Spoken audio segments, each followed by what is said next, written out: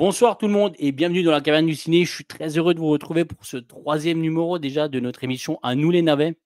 Alors tout d'abord, je tenais à vous souhaiter à toutes et à tous une excellente année 2025, remplie de bonnes choses et surtout, bien sûr, la santé et plein de bons films. Alors moi, je parle à longueur d'années d'excellents films français sur cette chaîne et vous le savez. Donc si vous êtes au cas où, si vous êtes nouveau dans la caverne et que vous découvrez cette émission, on va vous conseiller des navets ce soir ou des nanars et tout cela dans la bonne humeur, bien sûr. Et c'est également l'occasion de parler de certains films moyens, un petit peu oubliés. Je le répète à chaque début d'émission car c'est important, mais si vous n'êtes pas d'accord avec certains choix, franchement les gars, c'est normal, on a tous des goûts différents. Le cinéma, je le redis, c'est de l'art. Donc tout cela est très subjectif. Donc si pour certains, vous vous sentez... donc pour certains, en fait, ne vous sentez pas attaqué ou offensé, ça ne sert à rien. Voilà, je tenais vraiment à dire cela pour éviter certains commentaires par la suite. On a tous des goûts différents. On a tous nos mauvais goûts. Donc maintenant, je peux vous présenter mes 2 acolytes, qui ont participé avec moi à ce troisième numéro. Donc vous le connaissez maintenant, H, un abonné qui est devenu un ami et qui partage avec moi, l'amour du cinéma français. Salut H! Salut, bonsoir à tous et excellente année, et surtout la santé. Toi aussi, bonne année H! Tu as bien commencé? Bah écoute, on commence tout doucement, Ouais, super. Et le deuxième, vous le connaissez également, c'est un habitué maintenant dans la caverne du ciné, Cédric alias Tueur de rôdeurs.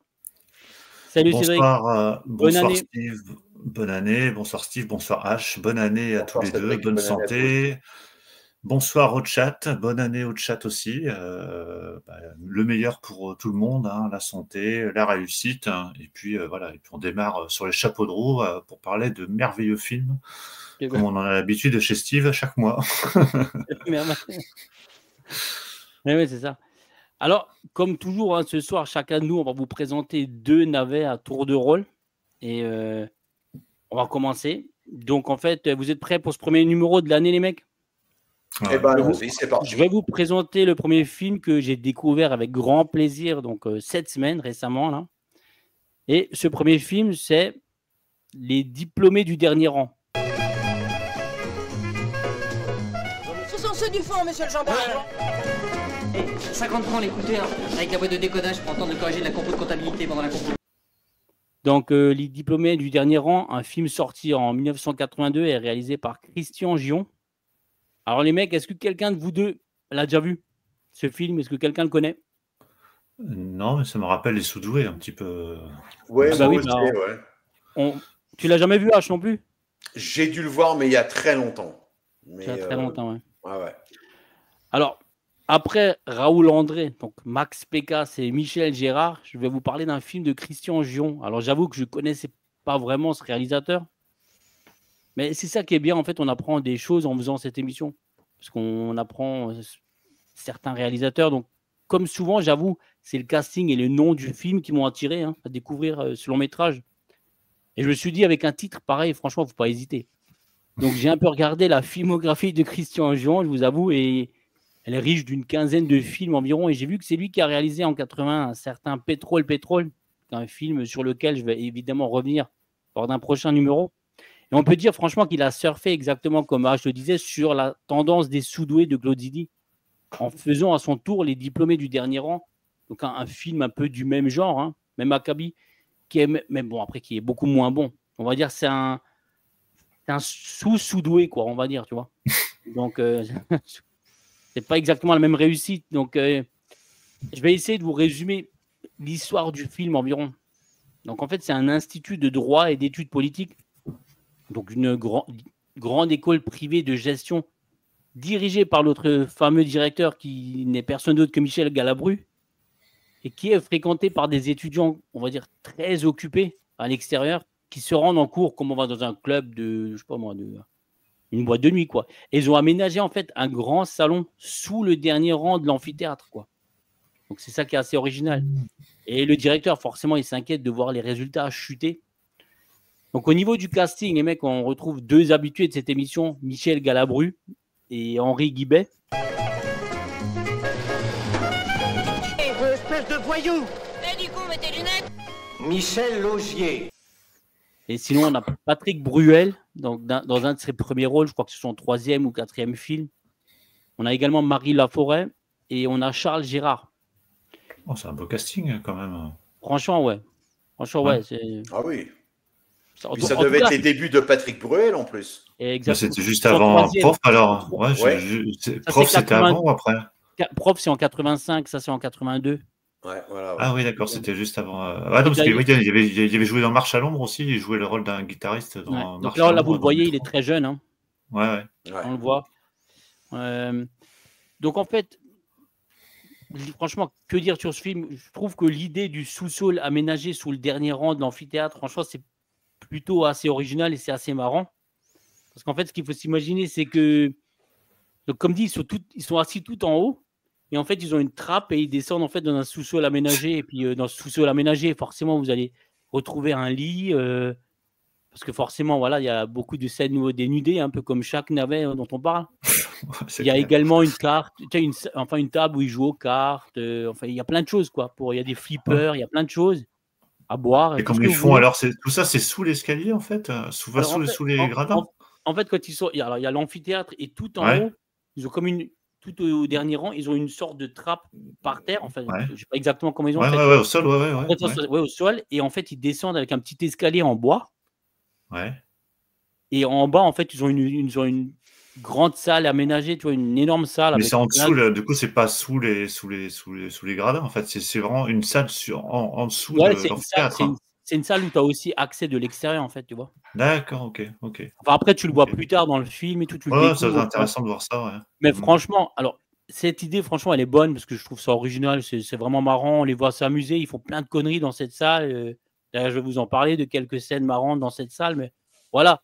Au début, en fait, ça fait sourire. Et puis, je trouve que c'est une bonne idée de base au début, quoi. Voilà. Donc, ça change un peu des navets que j'ai vus récemment. Donc, forcément, c'est un navet. Hein, donc, l'humour est assez potache. Hein, et comme d'habitude, un peu sous la ceinture. Alors, au niveau du casting, forcément,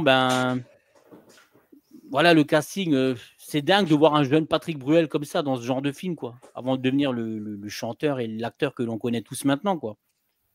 Et à force de voir pas mal de navets, je trouve que, alors oui, je me contente pas d'en regarder 2 par mois pour l'émission, hein, car certains sont si mauvais que je vais même pas au bout, les mecs, je vous le dis franchement.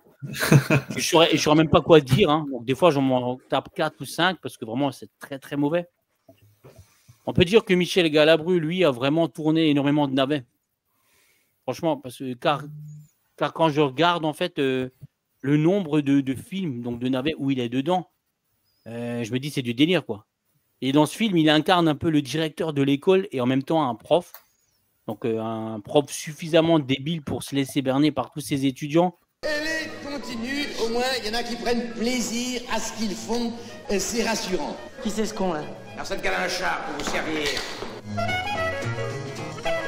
Dont l'unique motivation est systématiquement de tricher, quoi. Parce C'est qu'en un fait, peu des fois, comme il y a dans le... l'amphithéâtre, les Sudoué, gars, elle en est fait. pleine. Hein? Ouais. C'est un peu comme dans les Sudoués, en fait, parce que Michel Galabru, déjà, dans les Sudoués, il avait affaire à des cancres, mais il était policier pour le coup, là. Ouais, c'est ça. Ouais.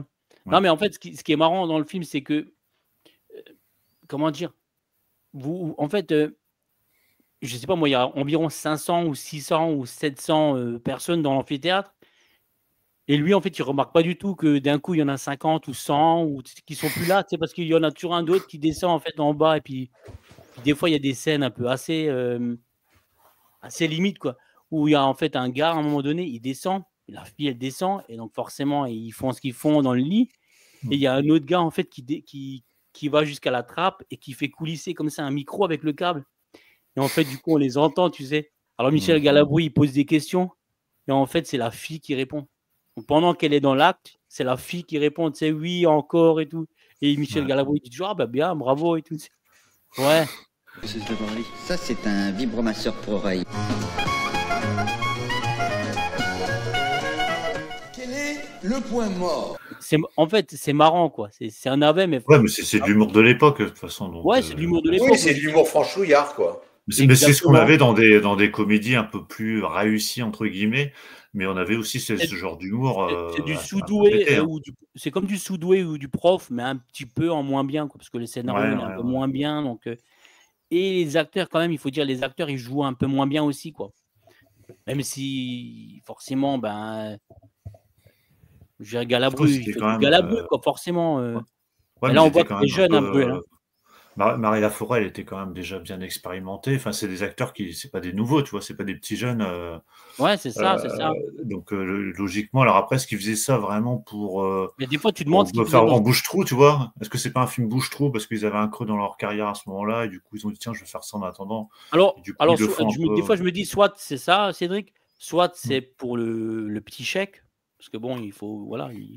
Bah, Ou Ouais. faut alors, savoir, pour la petite histoire, il faut quand même savoir que Michel Galabru, il a alterné effectivement des bons films et effectivement des nanars ouais. sur plus d'une vingtaine d'années quand même. Hein. Oui, C'est oui, pas il en a quand, fait beaucoup. Hein. voilà, c'est pas toi quand tu es au creux de la vague et puis bah, tu te retrouves à un moment donné à faire effectivement des films alimentaires.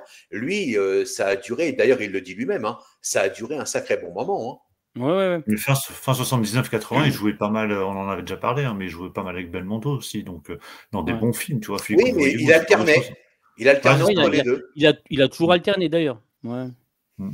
Donc là, vous avez à gauche, donc sur cette photo, vous avez Christian Gillon avec le cigare, c'est lui là. Ah, il Il était était tout jeune jeune. ou alors? Ouais, Ouais. c'est ça. Ouais. Donc parce que franchement, je le connais pas, et je le connaissais pas de vue. Et Donc l'autre à droite, c'est qui? Parce qu'on le reconnaît, celui de droite, il me dit quelque chose. à droite, C'est qui? Ouais, est-ce que, c'est pas. alors est-ce que c'est un acteur qui est dans le film? Je crois pas. Je sais Non, même pas. mais je me demande si je l'ai pas vu dans d'autres films, dans des genre La Boum ou des trucs comme ça. Je sais plus. Après, là, c'est pas une photo en fait du tournage de ce film. Mm. Hein. C'est juste pour montrer une D'accord. photo de Christian Gillon, pour montrer le réalisateur, parce qu'en fait, je n'ai pas trouvé sur le tournage de lui, donc c'est compliqué des Ouais. fois. Je vous avoue que tous les navets dont on parle, que ce soit mes films ou que ce soit les films de H plus tard ou de Cédric, vraiment, des fois, j'ai beaucoup de mal à trouver les photos, quoi. Ah Je bah, je même passe nous, des fois hein, même 2-3 nous, heures à hein. trouver des photos et c'est une Moi, je galère. cherche des fois des informations sur les acteurs, enfin, sur le film, mais il y a rien, Ouais, en moi fait. aussi, ouais, un Le minimum problème, c'est que pour. personne n'a rien mis, quoi, que ce soit C'est souvent Wikipédia des ou pages même vides, ouais. ou sur des sites même spécialisés, quoi, de critiques. Ouais. Forcément, les gens s'en Ouais, c'est foutent pas de ces évident de trouver films-là. des infos Et il y a en rien. fait. Ouais, c'est ça. Donc c'est pour ça que tu es obligé de prendre plein de notes pour avoir des trucs à Ouais. dire, parce que sinon, c'est un peu compliqué, quoi. Donc, le film, il est sorti au même moment hein, que Les Soudoués en vacances, donc en 82. Donc, qui est vraiment un chef-d'œuvre, je le répète, à côté.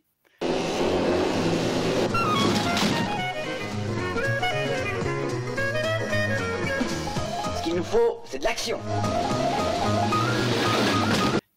Donc, je trouve que c'est un peu un film qui surfe de toute façon de manière assez opportuniste sur le genre de la comédie scolaire qu'on aimait bien à l'époque dans les années 80.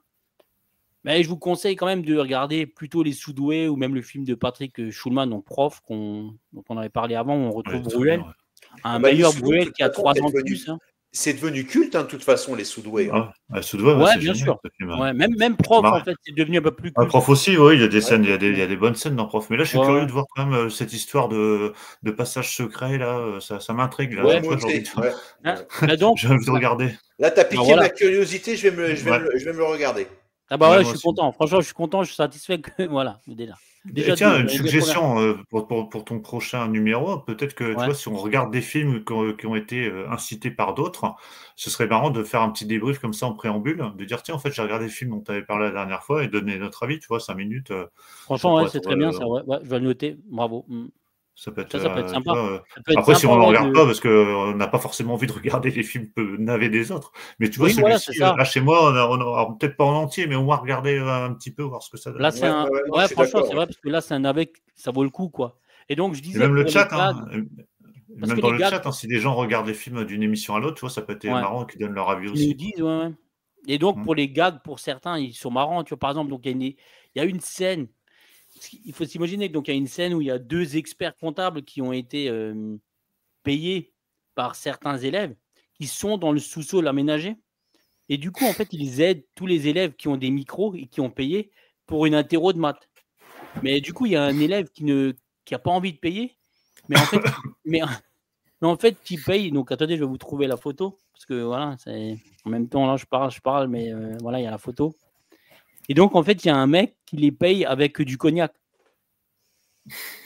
Et donc, du coup, en fait, il met un tuyau qui vous fait passer par en bas. Et du coup, il leur dit, moi, je vous paye avec du cognac. Donc, si vous en voulez, vous me dites, voilà, vous tirez sur le tuyau et tout. Et moi, en fait, je vous en mets. Tu vois, dans l'entonnoir, je vous en verse. Mm. Et eux, ils mettent leur verre. Mais du coup, comme c'est un bon cognac et comme comme les gars, ils sont chauds, à chaque fois, ils tirent, tu sais. Et donc, du coup, ils tirent tellement qu'à un moment donné, qu'est-ce qui se passe? Forcément, vous Ils sont voyez le tous truc bourrés. venir. Ouais. Bah ouais, Ouais. le mec récupère tout dans les verres, sauf qu'à partir d'un moment donné, bah, ils vont finir bourrés, les mecs. Et ils vont raconter n'importe quoi à tous les autres élèves qui ont le micro dans l'amphithéâtre, quoi. Ça, c'était bien, c'était le genre de gars qu'on pouvait faire à l'époque. C'est des marrant, gars comme parce ça avec que- l'alcool, Ouais, parce puis que ça passait aujourd'hui, bien. Oui, Ah oui, t'en ça as- faisait bien rire. Bah, c'est les mecs bourrés, ça faisait toujours marrer. Hein. Dans le prof, tu sais, il y avait le prof d'histoire, à un moment donné, ils mettent aussi de l'alcool dans la machine à café. Puis à un moment donné, il boit, et puis il arrive en cours Ouais, c'est complètement ça. pété. Là. C'est On en pareil, avait ouais. parlé d'ailleurs sur un live chez Bah toi. oui, c'était Le prof, ouais. 83, ouais, le prof, ouais, exactement. Ouais. 85, ouais. 85, Et donc, ouais. du coup, ensuite, on a également des gags avec avec la tarte à la crème. Hein.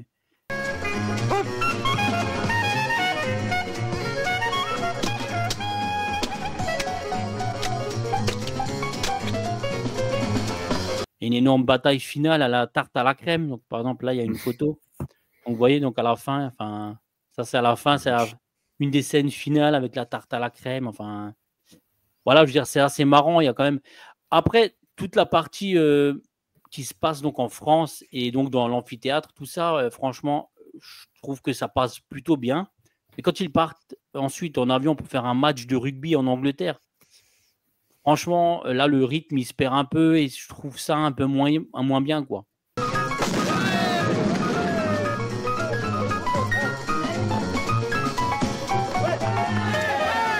Ah mais c'est pas con ça. Qu'est-ce qu'il y a comme mouche ici? Parce qu'après, en fait, à un moment donné, dans le scénario du film, ils vont donc partir. Donc, on a trouvé la photo là. Ils vont partir en Angleterre pour faire, voilà, pour faire du rugby. D'accord. Et donc, toute cette partie en Angleterre, elle est un peu plus fade, quoi, même. Donc, on a l'impression, en fait, qu'ils ont fait du remplissage et qu'ils ne savaient pas vraiment quoi faire pendant une demi-heure. Donc, après, sinon, on trouve, comme je l'ai dit avant, là, l'excellente et charmante Marie Laforêt. Mm. Donc, Marie Laforêt, c'est une psychologue qui tombe finalement assez amoureuse rapidement de tous les élèves. Et donc, finalement, elle se fait draguer sans arrêt et elle tombe amoureuse de Patrick Bruel qui termine dans son lit. Donc, une photo que j'ai déjà montrée avant. On retrouve également Henri Guibet dans le rôle d'un avocat. Mais franchement, on ne le voit pas plus que 10 minutes, je crois, un quart d'heure.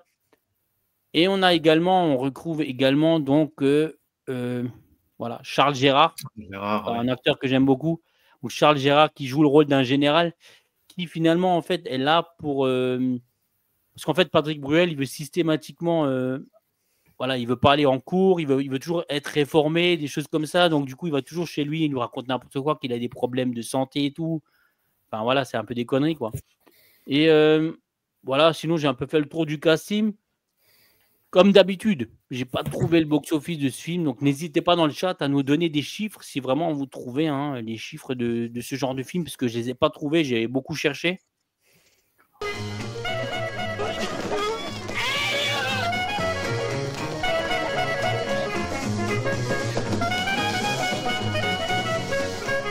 En tout cas, si vous appréciez les navets, et je vous le conseille vraiment ce film, parce que je pense que vous allez l'apprécier, ça se regarde vraiment facilement et c'est une comédie plutôt correcte par rapport à ce qu'on présente en général. Donc, Tiens, une petite suggestion, si à l'échelle des navets, là, si tu devais lui mettre une note sur 5, sachant que le 1 sur 5, c'est vraiment vraiment du mauvais navet, quoi.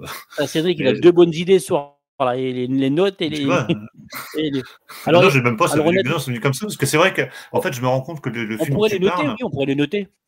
Bah, le film dont tu parles, il m'a l'air un peu plus haut de gamme, entre guillemets, que d'autres navets dont on a déjà parlé, tu vois. Donc, il a l'air assez intéressant.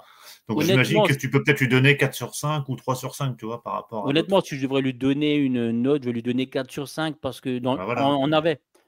Ouais, c'est ça, je pense que c'est intéressant. Ouais. Parce que je l'ai regardé en une fois, le film, et je l'ai regardé de bout en bout, sans vraiment aller sur mon portable, sans vraiment m'ennuyer, quoi.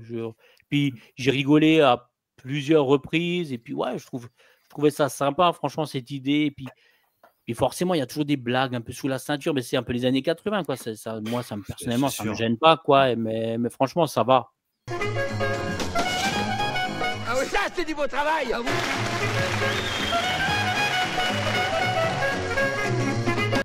Et donc, Michel Galabru, lui, il est un peu amoureux de Marie Laforêt à la fin. Donc, il se rend chez elle dans son appartement. Et c'est pareil, Patrick Bruel, il est au lit, en fait, avec Marie Laforêt. Mais c'est un élève quoi, de Galabru. Donc, en fait, il se fait passer pour quelqu'un d'autre, parce que forcément, dans l'amphithéâtre, voilà, on ne connaît pas exactement de visu tous nos élèves. Donc, enfin, voilà ce que j'avais un peu à dire sur le film. Donc, si quelqu'un dans le chat a déjà vu ce film, n'hésitez pas à nous laisser des commentaires hein, si vous le trouvez correct aussi. En tout cas, il donne un peu envie quand même. Voilà. Ouais, il a bien piqué ma curiosité. Ouais. Voilà. On ira le voir. Moi, c'est tout ce que j'avais à dire sur ce film maintenant. Enfin, donc j'ai assez parlé quand même. Et on va passer au premier film de Cédric, donc le premier navet de Cédric, où j'ai eu beaucoup de mal. Où je le dis tout de suite, j'ai eu beaucoup de mal aussi à trouver des photos, parce qu'en fait, ce que je vais dire vite fait, c'est que les navets, moi, je les reçois. Donc moi, je connais les 6 navets de ce soir. Et donc, quand je les reçois, ils me donnent leur titre. Moi, je vais chercher souvent des photos, mais je vais aussi chercher des informations sur le film pour que je puisse rebondir quand ils en parlent et tout, au cas où par rapport à des noms. C'est plus interactif, ouais. Mais franchement, il y a des fois vraiment des films, il n'y a pas d'infos, quoi. Là, je vais c'est pour ça que je te dis. IMDb, Allociné, ce que vous voulez, même des forums, je trouve rien des fois. Mais c'est pour ça que moi j'ai dû. En fait, d'habitude, je regarde le film et je note pas forcément ce que je me souviens ou alors moi, je prends des notes, les informations. Ouais, mais là, du coup, tu vois, je suis presque à noter des fois les certains passages au fur et à mesure pour pouvoir. Parce que et quand je vais sur Wikipédia ou ailleurs, il n'y a rien, quoi. Il y a juste si tu cherches les acteurs, si tu vois un acteur. Si tu vois un acteur, tu vois, là, on va parler de vas-y, tu peux lancer, comme ça je vais en parler au fur et à mesure. Mais voilà, on est venu là pour s'éclater. Donc, je continue sur ma folie Max Pécasse. J'adore les affiches. J'en fais une affaire personnelle. Elle est jolie, l'affiche, elle est jolie. L'affiche, ouais, elle est jolie, ouais.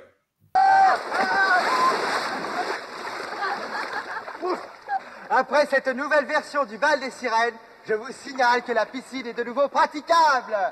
C'est vrai que les 2 précédents films dont j'avais parlé la dernière fois, là, les affiches étaient sympas aussi. Hein. C'était plutôt attrayant. C'est dommage que les films ne sont pas aussi bien travaillés que les affiches. Mais bon. Alors justement, celui-ci, parce que j'en ai vu 2 la dernière fois.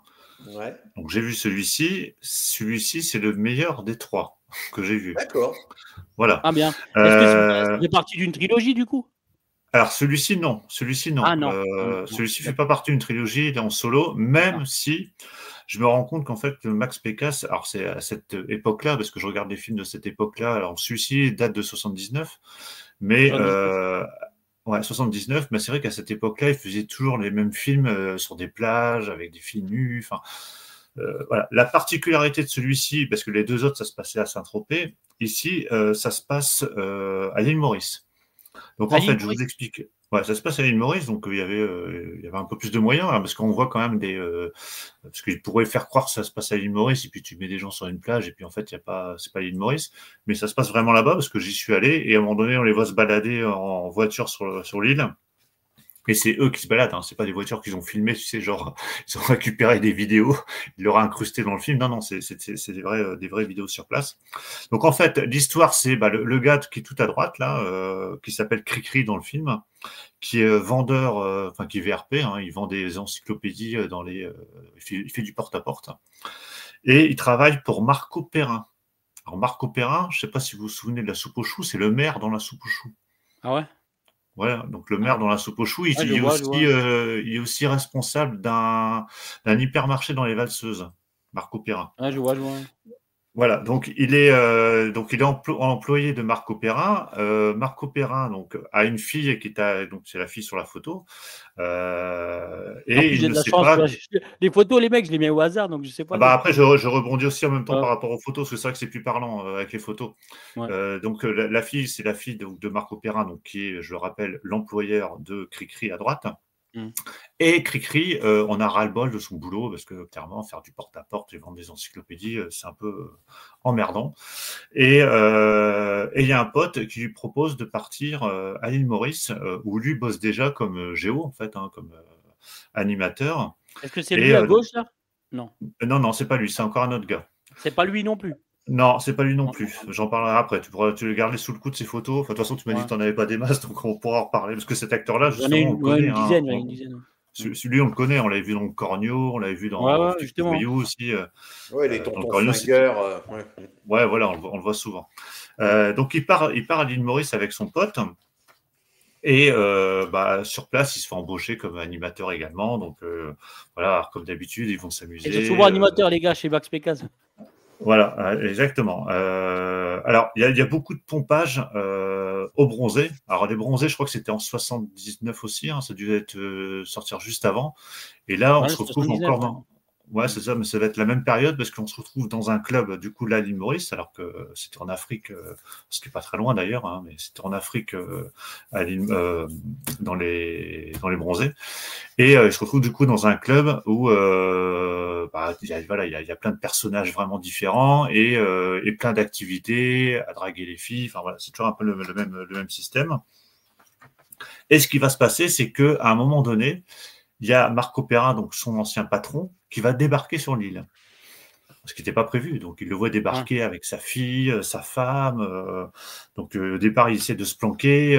Tu vois, même là, quand tu les vois à une soirée, ça fait penser à l'autre qui faisait bip bip, tu sais, dans les bronzés. Tu vois, c'est vraiment il y a des scènes, j'avais l'impression de retrouver les bronzés. Donc, du coup, en fait, pendant la grande majorité du film, Cricri qui est là va essayer de trouver par tous les moyens à faire chier son ancien patron. Donc, il l'inscrit à des jeux de fléchettes tout pourris. Forcément, il se prend des fléchettes dans la tronche. Il lui fait faire de la planche à voile.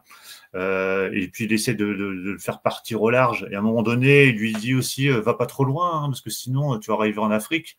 Et puis là, tu te dis, ah bah non, il vaut mieux pas parce que j'ai pas mon passeport. Enfin, tu vois, super blague. Donc, pour en revenir à l'italien dont tu avais mis la photo tout à l'heure, je ne sais pas si tu peux le remettre. Alors, c'est Enrico Vannontini. Voilà, c'est ça. Donc, lui, en fait, il joue le rôle d'un gros dragueur dans le film. Et il a un fils et il veut éduquer son fils à la drague. Donc là, il y a des scènes quand même assez cocasses parce que lui, il fait son malin, il dit voilà comment il faut parler aux filles, voilà comment il faut essayer, tu vois, tu vas lui mettre de la crème, tu vas la voir, tu l'aides à enlever son maillot de bain, enfin, et à chaque fois, il se prend des claques, il se prend des tôles, et son fils, il se moque de lui. Et sauf que, voilà, sans trop spoiler, mais à la fin du film, c'est plutôt son fils qui commence à lui donner des cours de drague, tu vois, parce que lui, il fait un peu son malin. Et, Vous prenez votre pied droit, vous le passez sur la jambe gauche. Vous arrivez à la faire, vous, ça? Je suis sportif, moi, monsieur. Alors ouais, en termes de blague aussi, pour faire chier son ancien patron, on voit là, Marco Perrin à gauche. Voilà, Marco Perrin, il est là à gauche. Donc pour le faire chier, à un moment donné, ils font des concours de cocktails, sauf qu'ils vont le piéger à mettre du tabasco dans son cocktail. Donc voilà, il va être malade comme un chien. Ensuite, qu'est-ce qu'ils ont fait d'autre dans le truc Du coup, les acteurs les plus connus un peu, c'est lui. Il y a lui, parce que moi je me souvenais de lui dans Les Valseuses et dans La Soupe aux choux surtout, hein, voilà, parce qu'il m'avait marqué dans La Soupe aux choux. Il y a l'italien qu'on avait vu là, dans les Tontons Flingueurs, dans le Cornio, dans Flic ou Voyou. Hein, dans le Cornio, c'était le Bègue, hein, avec sa petite voiture rouge. Cédric, c'est bien une photo du film, toujours, on est d'accord là. Ouais, c'est une photo du film. Ouais, c'est ça. Tu vois, il va draguer les filles sur la plage. Il y a tellement de photos des fois que je me dis, je vais me tromper une fois. Là, tu as Marco Perrin au milieu. Tu vois, on le reconnaît. Et c'est marrant parce qu'il y a des acteurs. Il y a des acteurs qui ressemblent à Christian Clavier dans Les Bronzés. La femme à droite, tu vois, à un moment donné, elle ressemble un peu aussi à Gigi. Voilà, Gigi dans les Bronzés aussi. J'ai l'impression qu'ils ont pompé un peu les looks. Certaines séquences aussi, parce qu'il y a un truc qui se passe dans une piscine, un peu comme Michel Blanc qui est tombé dans la piscine, tu sais, complètement. Du film, hein, on va dire ça. Hein. Oui, alors je me demande s'il a dû sortir avant, forcément, hein, parce que j'ai l'impression vraiment que c'est pompé. Sinon, qu'est-ce qu'il y a d'autre Bon, après, il y a des blagues complètement nulles. À un moment donné, il y a Marco Perrin qui dit qu'il est constipé, donc du coup ils vont lui foutre du laxatif à gogo, et forcément il va devoir aller aux toilettes. C'est lui qui est venu l'année dernière. Oui, c'est. Et moi je suis très nerveux, je voudrais quelque chose qui me.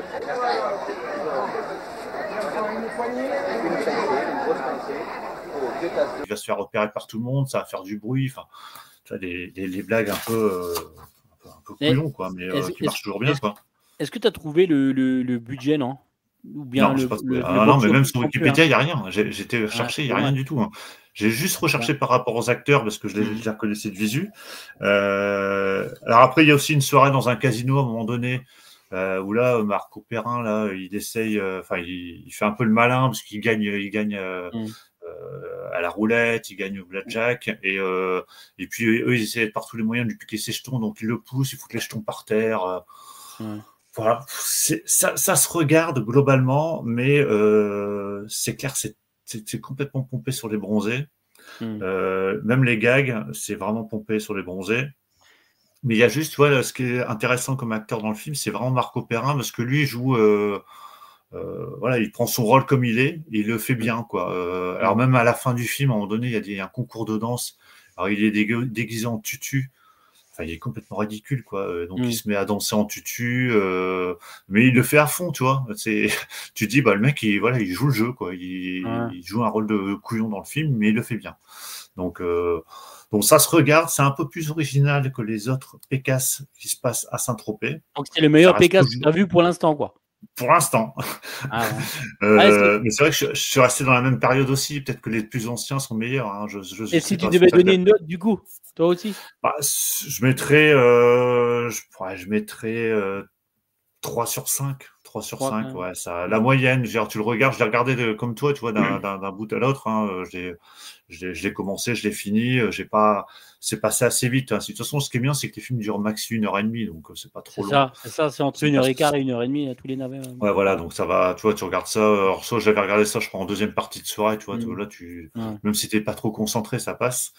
Et là, j'ai eu plaisir presque sur le coup à retrouver certains acteurs, tu vois, qu'on voit pas souvent. Tu vois, ouais, c'est ça, qui fait plaisir, ouais. Bah oui, tu vois, Henri Guibé, tout ça, tu les vois tout le temps. Mais là, l'Italien, Marco Perrin, ça faisait un bail que je les avais pas vus et les voir dans des rôles autres que ceux dans lesquels je les ai vus maintes et maintes fois, comme la soupe aux choux ou le corneau, ça m'a fait plaisir presque de les voir jouer autre chose. Donc c'était intéressant à ce niveau-là. Oh, c'est pas vrai, ça. Oh, quel malheur.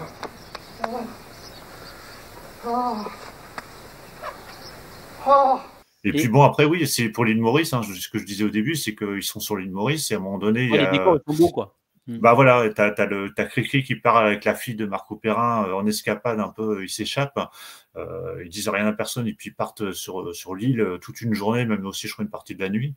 Donc là, t'as des beaux décors, donc ça change aussi un petit peu de ce qu'on peut voir habituellement dans les films de Pécasse. Et juste une question, Cédric, est-ce que tu sais, parce que je suis tombé dessus par hasard en cherchant les photos forcément, mais est-ce que tu sais que c'est un film de Max Pécasse, c'est un film français, mais est-ce que tu sais que c'est un film franco-allemand? Oui, parce que même le titre c'est Hot Dog Ibiza ou un truc comme ça, je crois. Voilà, j'allais te mettre, regarde.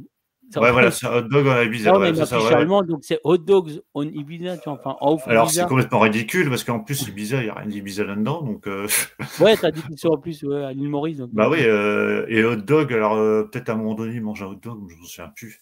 Mais alors, tu vois, il y a des acteurs qu'on retrouve dans tous les films de Pécasse, par contre. Hein. J'ai l'impression que c'est un peu. Lui à gauche, non? Celui à gauche avec les cheveux. Oui, qui joue le rôle d'un gay et qui était déjà dans le film de la dernière fois. Je sais plus. Ouais, il arrivait dans l'hôtel là au Maroc, un truc comme ça, non? Oui, c'est ça. Oui. Bah voilà, il joue encore là. Donc oui, en fait. Je pense qu'il avait son petit cercle d'acteurs, hein, Pécasse. Oui, bah un peu comme la bande à Fifi, tu vois, c'est ça, il y avait son petit, voilà, bah tu vois le gars à un moment donné, le moustachu qu'on voit là, il jouait le rôle d'un barman dans le film de la dernière fois et il joue aussi un autre rôle dans le film dont je vais parler tout à l'heure.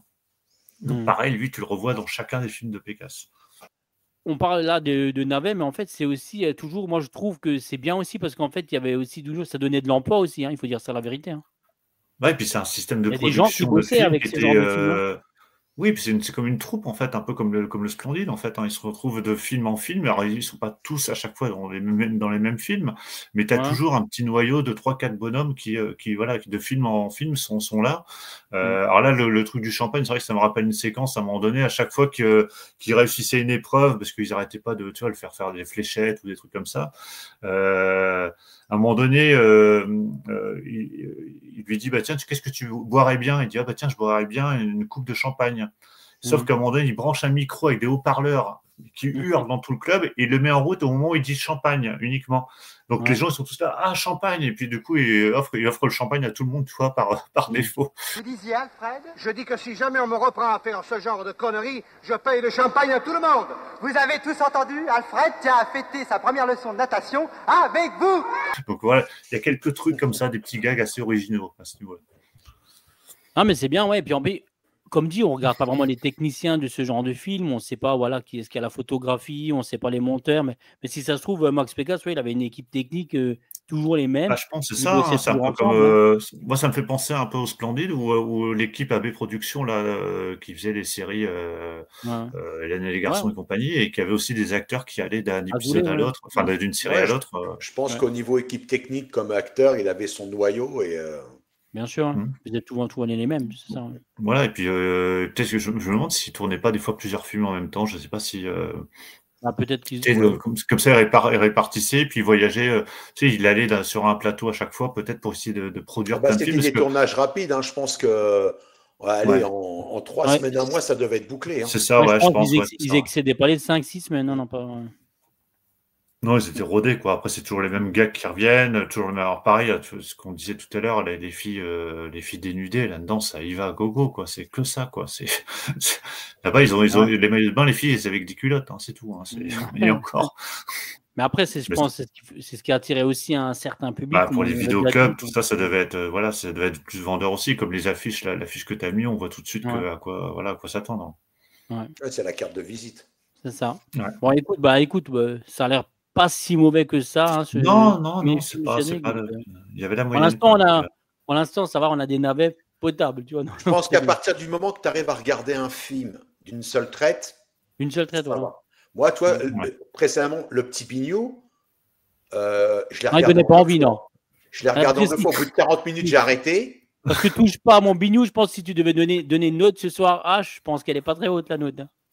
Maxime. Et gentil. Bon, on va. Très bien, Cédric, on va parler du premier film de H. Donc, premier film de H. Voilà. Les vacanciers. Les vacanciers, voilà. On avait fait cocu. Hein? Poyo, t'as entendu? Oui, et alors? T'as tes papiers? Oui, je les ai, mes papiers. Non, je les ai pas. T'as pas tes papiers? Tout de suite, on reconnaît nos amis là sur la photo. On les reconnaît. Moi, je reconnais les films de H parce qu'à chaque fois, il y a Paul Prébois dans tous les films de H. J'adore Paul Prébois. Ouais. Il me fait rigoler. Il y a Alice Sapritch aussi, on voit à gauche là. Oui, là, c'est une première. Là. Bon, Galabru. Galabru. Ah bah oui, voilà. Toujours là, toujours fidèle au poste. Et là, les seins nus, c'est Paul Prébois. Là, ouais. Ah ouais, Pierre, cette séquence-là, ça vaut son pesant de cacahuètes. Alors, Les Vacanciers, sorti en 1974, réalisé par Michel Gérard, qui a réalisé, je crois, à peu près une quinzaine de films. Le seul film notable qui ressort vraiment de sa filmographie, c'est Retenez-moi ou je fais un malheur, avec Jerry Lewis et Michel Blanc. Voilà. Donc, c'est vraiment le seul film. Et il a terminé sa carrière avec 2 polars. Donc, il n'est même pas resté dans le même type de comédie. Il a fini avec 2 polars. En plus, attends, t'as oublié un chef-d'œuvre, Les Joyeux Lurons, dont j'avais parlé la dernière fois. Oui, Les Joyeux Lurons. De toute façon, il en a fait quelques-uns. Non, c'était nul. Non, c'était nul. Ça, tu rigoles. Est-ce que c'est encore parlé d'un film de Michel Gérard la dernière fois. Est-ce que c'est encore plus nul que Touche pas mon bignou? Le Joyeux Luron? Ouais. Honnêtement. Touche pas mon bignou et on en reparle après. Ouais, mais Les Joyeux Lurons, je lui mettais pas plus qu'un non plus. Hein. Ouh là là. D'accord. Bon. J'ai vu en 3 fois, donc. Alors, donc, l'histoire. L'histoire, c'est la famille Chaton qui part en vacances en Alsace, dans un petit village. Et en arrivant là-bas, ils pensaient avoir loué un petit 2 pièces confortable dans une grande demeure. Et déjà, ils arrivent, ils sont mal accueillis par le propriétaire de la demeure qui est en fait le maire du village, qui est joué par Michel Galabru, et qui a le nom d'Aloïse Frankenstein Moule. J'ai rien fait, j'ai mis mon clignotant avant de tourner. Et la ligne jaune? Vos papiers. Les papiers, je les trouve pas. Ah ouais. Donc, fallait le trouver, le nom. Hein. Voilà. Donc, lui, il voit d'un mauvais œil ces vacanciers qui arrivent. Au final, on va les loger dans le grenier, qui est peu aménagé. Donc, les toilettes avec un rideau, enfin bon, tout est vétuste. Et en fait, ils vont accepter quand même de rester là. Et par la suite, il y a Alice Sapritch, qui est donc la tante de Michel Galabru, qui est en fait la véritable propriétaire des lieux. Et là, ça va changer parce qu'elle va se lier d'amitié avec le fils de la famille Chaton. Et à partir de là, bah, ils vont changer, ils vont bien s'entendre. Il va y avoir une fameuse partie de poker. Et lors de cette fameuse partie de poker, le fils va gagner la maison. Donc en fait, Galabru et sa femme vont devenir en fait les locataires et non plus les propriétaires. Ouais. Donc voilà en gros l'histoire. Et H, est-ce que tu peux nous citer le nom du village en Alsace où ils sont en vacances? Non, je sais pas. Non, parce que en cherchant les photos, j'ai vu qu'il a été tourné en Alsace et du coup j'ai vu une photo et j'ai vu le nom du village parce que c'est. J'ai pensé à toi parce que j'étais sûr que tu rebondirais là-dessus. Ouais, mais ouais. Mais Non, j'ai pas. Mittelbergheim. C'est Mittelbergheim. 12 mois par an de vacances. Voilà. En plus, les noms là-bas, c'est toujours imprononçable. Ouais, non, mais c'est souvent Heim à la fin ou ouais, c'est souvent ça. Schiltegheim. Voilà. Et déjà le nom de Michel Galabru, Frankenstein Moule, déjà il faut le trouver quoi. Mais... Donc ça, là on a donc les enfants de la famille Chaton, donc Vincent Gauthier d'un côté et Anne Or, donc voilà, qui joueront le frère et sœur. Voilà. Alors, il y a une chose qui m'a un peu interpellé durant le film. Il y a une scène où en fait tu as le frère qui est complètement nu, allongé sur la serviette. Ouais, ils sont nus les deux, ouais. Mais je l'ai pas prise. J'ai pas prise la photo. Voilà. Et tu as sa sœur qui le rejoint et qui se met complètement nu, qui s'allonge à côté de lui. Ouais. Et ensuite, lui, il se lève pour prendre un tuyau d'arrosage pour un peu se rafraîchir. Et elle va se lever et ils vont jouer avec le tuyau d'arrosage tout en se courant après. En sachant que c'est des frères et sœurs. Et là, ils ont 23, 24 ans, les acteurs. Tu dis que les mœurs étaient quand même assez particulières à cette époque-là, quoi. Mon chéri, t'es content d'être en vacances avec nous? Non, pas du tout. Je voulais partir avec les copains. Donc ça, c'est la femme de Paul Prébois. Ah, quand même. Ah ouais. C'est la mère. Oui, c'est sa femme. Louison Roblin. Ouais, il s'en sort bien, ouais. Il s'en sort bien.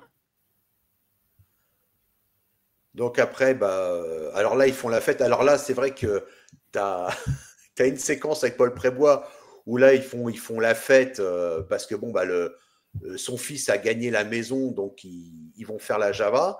Et puis là, tu as Paul Prébois, toi, qui va se mettre les tenues d'Alice Sapritch. À un moment donné, il va même imiter le japonais.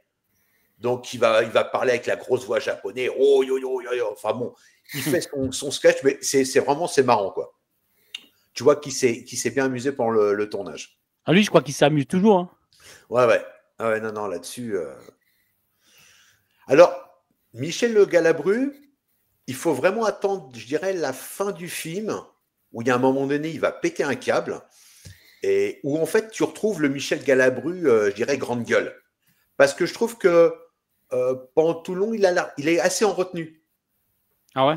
Toi, il se lâche pas. C'est vraiment à la fin où il va péter un câble, où là, tu retrouves le Galabru, grande gueule, tu sais, qui s'exprime comme ça. Et, mais pendant tout le long, 3/4 du film, c'est vrai qu'il est plutôt... il est plutôt... En retenue ou quoi? Ouais. Il est pas... il part pas dans tous les sens. Ta tante, tu veux voir ce qu'elle est, ta tante? Tu veux la voir, ta tante? Voilà. Regarde. Il est de quelle année, ce film-là? 74. Ah, c'est ça ce que j'ai dit. Galabru, il fait un peu plus jeune, là, pour le coup. Ouais. Ok. Ouais. Tu vois, Paul Prébois, il avait 47 ans à l'époque. Ah ouais? Là, il a 47 ans. Là, il a 47 ans. Je crois que c'est Louise Bourdin qui joue le rôle de sa femme. Elle a 44 ans. Et donc, ces deux enfants, les acteurs, ils avaient 24 ans. D'accord. Voilà. Alors, à savoir que Vincent Gauthier, qui joue le rôle du fils, est en fait le co-scénariste et dialoguiste du film. Ah ouais. Et il est aussi le neveu par alliance d'Alit Sapritch. Ah, pour du vrai, ouais. Ouais. C'est familial. Et du coup, cette scène-là, c'est quoi? Ils sont où, là? Ils Dans le goûtent du grenier. vin blanc d'Alsace, là? Ouais, parce qu'il y a un moment donné, comme il voit que, comment ça s'appelle, que sa tante a pris sous son aile la famille qu'ils apprécient, lui, il est en train de changer et puis il voit que qu'il a plus du tout le contrôle parce que le but, lui, au départ, il voulait les virer. Quand ils sont arrivés, il voulait les virer, il les voyait comme des intrus. Comme il dit, il les voyait comme des sales gauchistes. Tu sais pas pourquoi. Et au final, il n'arrive pas à les virer. Et comme elle, après, les accepte, parce que le souci, c'est qu'à un moment donné, la fille, elle va tomber amoureuse d'un gendarme, qui a un petit jeune. Et il y a un moment donné, pendant qu'ils sont en train de se balader, le frère va piquer l'uniforme de son petit copain à sa sœur. Il va s'habiller en gendarme et il va croiser la route de Alit Sapritch qui est dans sa Rolls tranquille. Et en fait, il va nouer sa peinture avec elle. Et quand il va lui dire qu'au final, il habite à tel endroit, il va lui dire je sais, c'est moi la propriétaire. Donc en fait, elle va beaucoup l'apprécier. Et à partir de ce moment-là, elle les a gardés sous son aile, toute la famille, qu'elle trouve qu'ils sont très particuliers. Et en fait, Galabru, après, il va pas pouvoir rien faire. Donc, il va se rallier après avec la famille et accepter les choses telles qu'elles sont. C'est pour ça que tu le vois boire un verre après avec Galabru, avec Paul Prébois dans la cave. Ça va? Alors, tu joues les temps? Et du coup, tu as quelques chiffres sur le film, H, ou pas? Alors, le film, il n'a fait que 41 000 entrées. Oula, ouais. Voilà. Oula. C'est un peu merde. terrible. Ah oui, là. Voilà. Surtout là, en photo, on a Michel Gérard, justement, le réalisateur. Voilà. Ah oui. Il n'a fait que 41 000 entrées. Et surtout qu'il n'y avait pas les vidéoclubs pour rattraper derrière à l'époque. Non. Ouais. Donc, après, comme je dis, il y a quelques scènes qui peuvent être, qui sont marrantes. Il y a quelques scènes qui sont marrantes. Je veux dire, ça va, c'est pas le pire film honnêtement, que j'ai vu. Je l'ai regardé d'une seule traite. Et je veux dire, il y a quelques scènes qui sont quand même assez drôles, quoi. Il y a vraiment un début, un scénario et une fin. Je veux dire, il y a vraiment une structure de film où... Alors, la fin, il y a un moment donné, comme je t'expliquais, Michel Galabru, à la fin, il pète un câble. Et lui, pour se débarrasser de tout le monde, il va mettre des explosifs dans un ballon de volley. Ouais. Et donc, il va y avoir ils vont faire un petit match de volley dans la cour. Sauf que le ballon de volley va terminer dans la maison et la maison va exploser. Ah ouais. Donc, voilà. Et ensuite, tu as les parents qui retournent donc à Paris après les vacances et ils voient à leur balcon des jeunes et ils ne comprennent pas pourquoi. Et en fait, leur fils avait donc loué leur appartement à des copains à lui. Alors que les parents, quand ils vont arriver, c'est un peu comme quand eux, ils sont arrivés en Alsace avec Galabru, qui n'en voulaient pas. Au final, tu vois qu'en fait, la boucle est bouclée, quoi. Tu vois que les parents, ils veulent dégager les jeunes qui sont dans leur appartement. Et ça se termine comme ça. Et du coup, si tu devais lui donner une note, là, H, au vacancier, là. Oh, je lui donnerais un bon 3 sur 5. Ah, quand même. Ouais, quand même. Ouais. Alors, par contre, juste pour la petite histoire, quand le générique commence, tu as une chanson qui s'appelle 12 mois en vacances, chantée par Georgette Plana. Même à la fin du film, j'avais encore le refrain dans la tête. Parce qu'en fait, dès que tu as le générique, En fait, il n'y a pas de tricherie sur la marchandise. Ça t'annonce la couleur. Tu sais ce que tu vas voir. Ouais. Et cette chanson, avec le refrain, tu te dis, mais ça m'a pris 2-3 jours pour plus l'avoir dans la tête, tu vois. Tellement que c'était ancré, tu te dis, attends, mais c'est vrai que des fois, tu as des chansons comme ça qui te restent. Ouais. Mais Ouais, même dans les navets. même dans les navets. Ouais. Bah, en plus, c'était une chanteuse connue, Georgette Plana, à l'époque. Hein. D'ailleurs, elle a fait un petit caméo dans le film. D'accord. Donc voilà. Je vais passer à mon second film de la soirée. Donc, voilà, attention. Donc, mon second film de la soirée, c'est. Autant n'importe le vent. Mais non, alors, oui, alors, Cédric, tu nous fais bien. Parce que déjà, c'est une très belle affiche. Et ça fait penser à. Autant n'importe le vent. Exactement. Ouais. Sauf que là, Ouais, on est dans tous les. Sauf que là, on est dans poulet frites. Alors, je ne sais pas si quelqu'un de vous l'a déjà vu, poulet frites. Je l'ai vu, ce film. Ouais, Tu l'as vu. Et Cédric, tu l'as vu, toi, non? Ah non, je ne savais pas que ça existait, cette affaire. Alors, attends voir.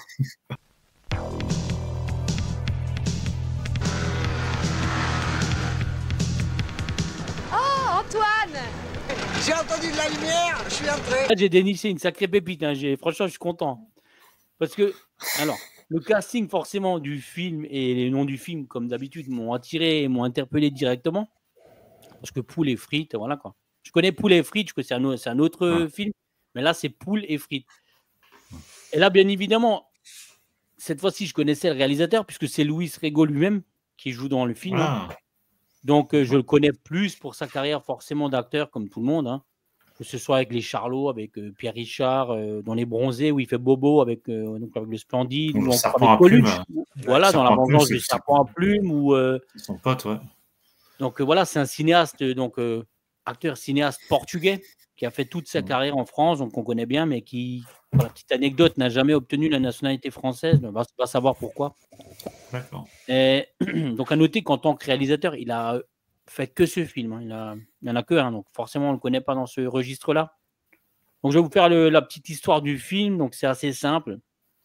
Ça raconte les mésaventures de Roger ou Antoine, selon qui il est, un vendeur de frites, donc interprété par Luis Rego, qui, durant les vacances, installe sa vieille camionnette sur une plage donc, du sud de la France. Donc, pour être plus précis, c'est dans l'Hérault. Et il est épaulé par sa femme Mathilde.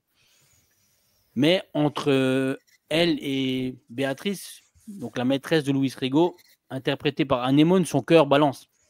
Et cela dure depuis plus de 10 ans. Donc ça fait 10 ans qu'il partage une double vie sentimentale entre donc, sa femme et sa maîtresse. Et pendant ses vacances, il va surenchérir dans les complications en tombant amoureux d'une troisième femme, donc Vera, une chanteuse. C'est un ami, les producteurs de disques. C'est une marchande de la plage. Oh, des lunettes pour les yeux qu'on accroche aux oreilles. C'est super, ma chérie. Merci, ma chérie. En fait, tout le film va se dérouler sur le fait qu'il va essayer quand même de cacher en fait la maîtresse à sa femme. Mais sa maîtresse, elle, veut connaître sa femme veut pas la connaître. Enfin bref. Et puis, il va essayer de jouer comme ça en fait à droite, à gauche et essayer de préserver en fait sa vie. Même si sa femme, elle est au courant qu'il a une maîtresse depuis 10 ans. Donc, je vais vous dire pourquoi après. Et donc là, du coup, il emballe, c'est un tombeur, quoi. Il emballe une troisième femme. Donc, comme je disais, niveau casting, franchement, c'est 5 étoiles. Hein. On a Michel Galabru, à nouveau. On a Luis Rego. Donc, on a Anémone. On a Claire Nadeau qui joue la femme de Luis Rego. On a Marc Jolivet. Et on a Claude Jansac, quand même. Donc, c'est pas rien, quoi, le casting. Je pense que le film, il semble avoir profité quand même d'un budget assez confortable vu le casting et vu qu'il a été tourné dans l'Hérault. En fait, le décor extérieur et la photographie du film, franchement, ça va pour un navet. Ça va même plutôt très bien. Malheureusement, c'est comme d'habitude hein, dans ce genre de film, c'est le scénario et les dialogues qui vont pas vraiment, qui sont pas très forts, quoi. Et le vendeur de frites qui passe pour un tombeur et qui t'en mêle des pinceaux en fait pendant toutes les vacances pour trouver toujours des échappatoires. C'est un peu moyen parce que des fois, vous imaginez, c'est un peu tiré par les cheveux, quoi. Donc en fait, il s'en sort toujours par des petites ficelles. Mais en fait, dans la vraie vie, tu pourrais pas t'en tirer comme ça, quoi. Tu pourrais pas dire, tu pourrais pas t'en tirer à ce point. Il raconte toujours des conneries, enfin. Donc, en fait, les différentes situations de vaudevillais sont assez cocasses. Donc, Rego, il interprète donc un type un peu bof, quoi, qui compte sur l'aide de son oncle. Donc, son oncle, interprété par, attendez que je trouve la photo, interprété par Michel Galabru. Donc, donc Galabru dans des tenues improbables, vous voyez. On dirait Galabru dans Mad Max 2, tu sais. Non, mais en fait, c'est ça qui est marrant, parce que en fait, de voir Galabru fait comme ça, et puis en fait, c'est ça qui est marrant, c'est les tenues improbables qu'il a, parce que dans tout le film, c'est comme ça, quoi. Ah, j'ai envie de vous faire 2 enfants, dont un tout de suite. Je suis enceinte.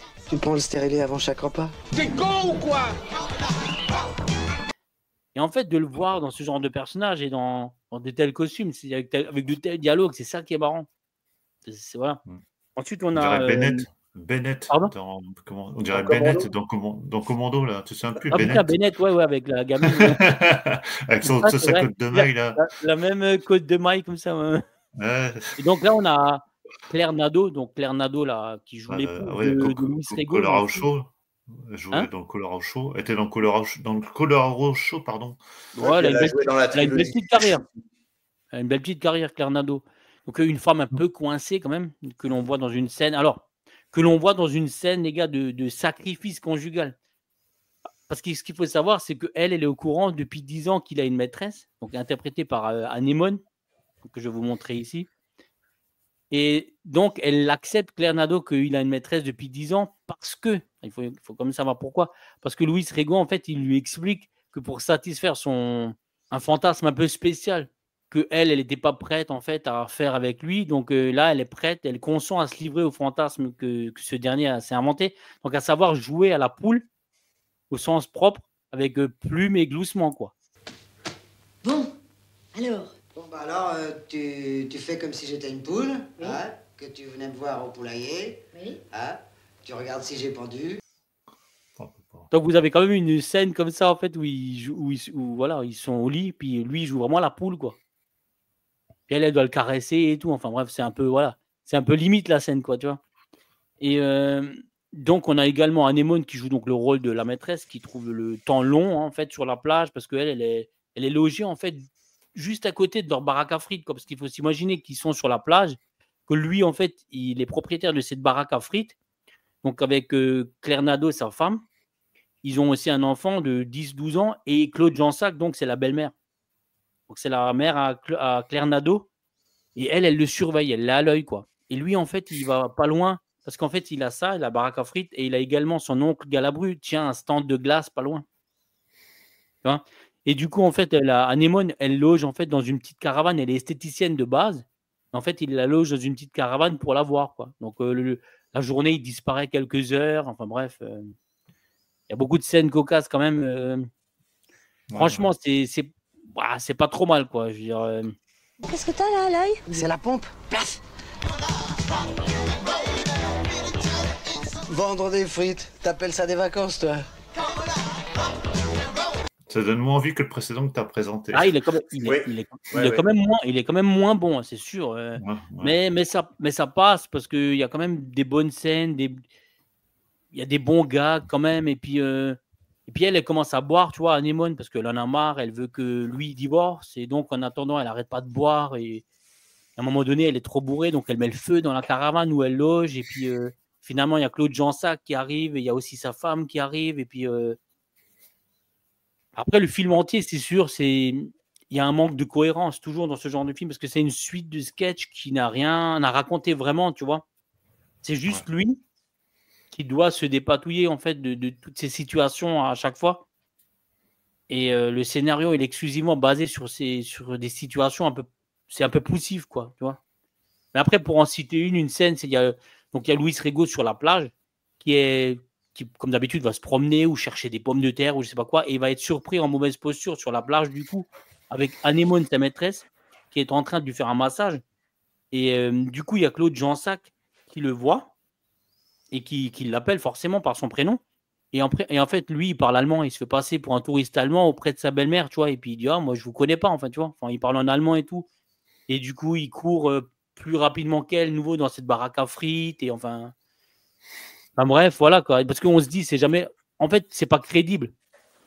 Tu vois. Et donc là, on a deux actrices. Donc justement, là, il tombe amoureux en fait de celle à droite, elle aussi. Et donc, du coup, il se rajoute une femme à cacher, quoi. Ah, C'est mais là où celle ça de devient gauche, difficile parce que celle de gauche, je la reconnais. C'est pas elle qui jouait dans Banzai, elle jouait si, écoute, attends, l'infirmière, enfin c'est le médecin. Eva Darlan. Eva Darlan, elle s'appelle. Ouais, Ouais. c'est ça. Ouais. Roger, qu'est-ce que tu fais? Quoi? Tu vois pas que je suis en train de sauver une vie humaine? C'est au noyer qu'on fait du bouche à bouche, hein, c'est pas au brûlé. Donc, ouais. D'accord. Écoute, Ok. franchement, le film, il est pas mal. Si par exemple, je devrais lui donner une note, je pense quand même que je lui donnerais un 3. Parce que c'est Ah, quand pareil, même. je l'ai regardé en une fois. Et puis... Donc, par exemple, là, sur la photo en haut à droite, comme dit, il se fait masser là par Anémone. Claude Jansac, elle arrive et comme il a un chapeau et des lunettes, bah voilà, il fait semblant d'être touriste allemand. Là, c'est pareil, on a Marc Jolivet en fait en bas à gauche sur la photo, on a Marc Jolivet en policier. Et comme Anémone l'attend dans sa maison en fait qu'il a louée pour les vacances et que la femme elle va arriver, lui en fait il fait exprès de casser sa voiture et de casser le vélo d'Anémone, donc Louis Rego, pour en fait dire que il y a un accident, quoi. C'est une femme avec qui il a fait un accident, alors qu'en fait c'est sa maîtresse, donc il peut pas le dire à sa femme forcément. Oh non, arrête! T'as pas assez de deux bonnes femmes. En fait, tu as demandé le divorce? Ou t'as encore oublié? Tu passes ta vie à vouloir divorcer. C'est pas un métier, ça. Et là, et en bas, donc sur la photo à Il est déguisé en poulet là ou quoi? C'est là exactement où ils sont sur le lit, où elle dit écoute, j'en ai marre maintenant de ta maîtresse. Moi aussi, je peux subvenir à tes besoins, tu vois, à tes fantasmes. Et du coup, là, tu vois bien comme il est habillé, quoi, en poule, quoi. Donc là, en fait, il casse sa voiture, quoi. Ouais, ou alors pour voir Michel Galabru en Bennett, tu vois, ça peut être rigolo, quoi, mais c'est tout. Alors, mais ça coupe à la Forban. Honnêtement, quand même, pour parler de la performance d'acteur, Louis Rego, il joue bien, comme toujours. Enfin, comme il joue avec les Charlots, comme il joue avec Coluche, je trouve qu'il joue plutôt bien. Anémone, elle fait du Anémone, c'est correct aussi. Claire Nadeau, je la trouve très bien. Claude Jansac, bon, bah, elle est vieillissante et son rôle, il est un peu anecdotique. Et Michel Galabru, c'est aussi correct. Même les dialogues, franchement, ça va. Le film, il est pas. Ça se regarde quand même, quoi. Tu vois. L'histoire, franchement, le scénario et l'histoire, ils donnent peut-être moins envie, tu vois. Mais. C'est peut-être ça. C'est peut-être qu'au final, pour les frites, tu gagnes plus, comme tu dis, au niveau des acteurs, parce que le casting, c'est vrai qu'il est pas mal du tout. Donc, c'est vrai que c'est quand même des bons acteurs de base. Donc, c'est vrai que là, mais c'est vrai qu'au niveau de l'histoire, avec cette histoire de trappe par rapport aux diplômés du dernier rang, je pense que les gars doivent être vraiment plus drôles, quoi. Après, la grosse différence, c'est que l'autre, c'est un film, en fait, voilà, où on a beaucoup de références qui sont bonnes, comme Les Soudoués, comme Prof, comme d'autres films, en fait, de comédie vraiment scolaire, quoi. Où c'est un peu plus marrant, forcément, parce qu'il y a. Alors que là, en fait, on a un gars qui est vendeur de frites et qui, en fait, doit essayer de jongler entre sa maîtresse, sa femme, son oncle, et puis une nouvelle femme dont il tombe amoureuse, quoi. Tu vois? Bah, qu'est-ce que t'as? J'ai une crampe dans le pied. Qu'est-ce que je dois faire? Bah, rien, tu fermes ta gueule et dans 2 minutes, tu t'en vas. Comme film, donc, comme dit, je vais lui mettre un 3 sur 5. Et. Comme pour les diplômés, ça se regarde assez facilement et c'est un navet qui se termine, on va dire. Et puis des fois, on rigole, quoi. Voilà, donc moi, je vous le conseille quand même, surtout grâce au casting. Et bon, à savoir que c'est le seul et unique film de Louis Rego, comme j'ai dit auparavant, parce que le film ne dépassera pas les 200 000 entrées au cinéma. Alors vous allez me dire, mais c'est pas trop mal, Steve. Oui, sauf qu'il a été distribué par Gaumont et non pas par un indépendant, quoi. C'était quand même une grosse sortie. Il y avait le budget, je ne le connais pas, mais c'était quand même un gros budget, comme je l'ai dit auparavant. Le casting, il est là. Ça se voit quand même quand on voit le film, on voit quand même qu'il y avait du budget. Et je pense quand même qu'ils attendaient beaucoup mieux. Louis Rego s'attendait à beaucoup mieux. Donc, son aventure, en fait, s'est arrêtée là, quoi. Son aventure de cinéaste. Je pense que des fois, si tu as une chance par la Gaumont ou par des gros studios comme ça, et que finalement ça a fait un flop, Oui, puis Parce qu'à avec le gros l'époque, casting, il y avait tout il faut là. quand même le dire qu'à l'époque, faire moins de 200 000 entrées, C'était pas quand terrible. c'était pas terrible quand même en 87. Là, on est en Bah non, 87. dans les années 80, les gens allaient beaucoup au cinéma. Mais voilà, je veux C'est dire, sûr, si tu compares un Marche à l'ombre sorti en 85 qui a fait 6 millions d'entrées, c'est sûr que. Oui, bon, après, on n'est pas du tout dans le même registre, forcément. On n'est pas, tu vois. Oui, mais tu vois, c'est quand même de la comédie. Je veux dire, Luis Rego était quand même connu. Les acteurs qu'il a pris, ils étaient quand même connus. C'est pour ça que sa carrière s'est arrêtée avec ça de Voilà, cinéaste. c'est à cause de ça. En fait, j'ai trouvé une interview et des reportages et tout ça. Et sa carrière s'est arrêtée de cinéaste, s'est arrêtée net à cause de cet échec. C'est lui qui a écrit le scénario et les dialogues ou pas? Oui, c'est lui. Il a coécrit avec quelqu'un d'autre dont je ne sais plus le nom. Donc, si vous l'avez dans le chat, mais il l'a écrit, il a joué dedans et il l'a réalisé. Tu vois, il l'a mis en scène. C'est vraiment son bébé, quoi. Donc, d'accord. Le prochain film, donc. Qu'est-ce que tu nous as trouvé encore? Alors, le second film. Je suis allé un peu dans la facilité, mais au moins, je poursuis dans. Second film de Cédric. Les branchés à Saint-Tropez. Les branchés à Saint-Tropez, donc qui est le premier de la trilogie tropézienne de Pécasse. Du coup, là, tu l'as fini. Là, tu l'as fini. Quoi. Alors non, parce qu'en fait, c'est le premier. J'ai vu Deux Enfoirins à Saint-Tropez, ça c'était celui dont j'avais parlé il y a un mois. Le deuxième. Alors, c'est qui était le deuxième. Et le troisième, c'est On se calme et on boit frais à Saint-Tropez. Saint-Tropez. Celui-là, je ne l'ai pas vu. Alors, je vais peut-être le faire pour la prochaine fois, histoire de finir la trilogie. Mais bon. Voilà. La trilogie de rêve. Sachant que j'ai commencé par celui du milieu, et là, j'ai regardé le premier.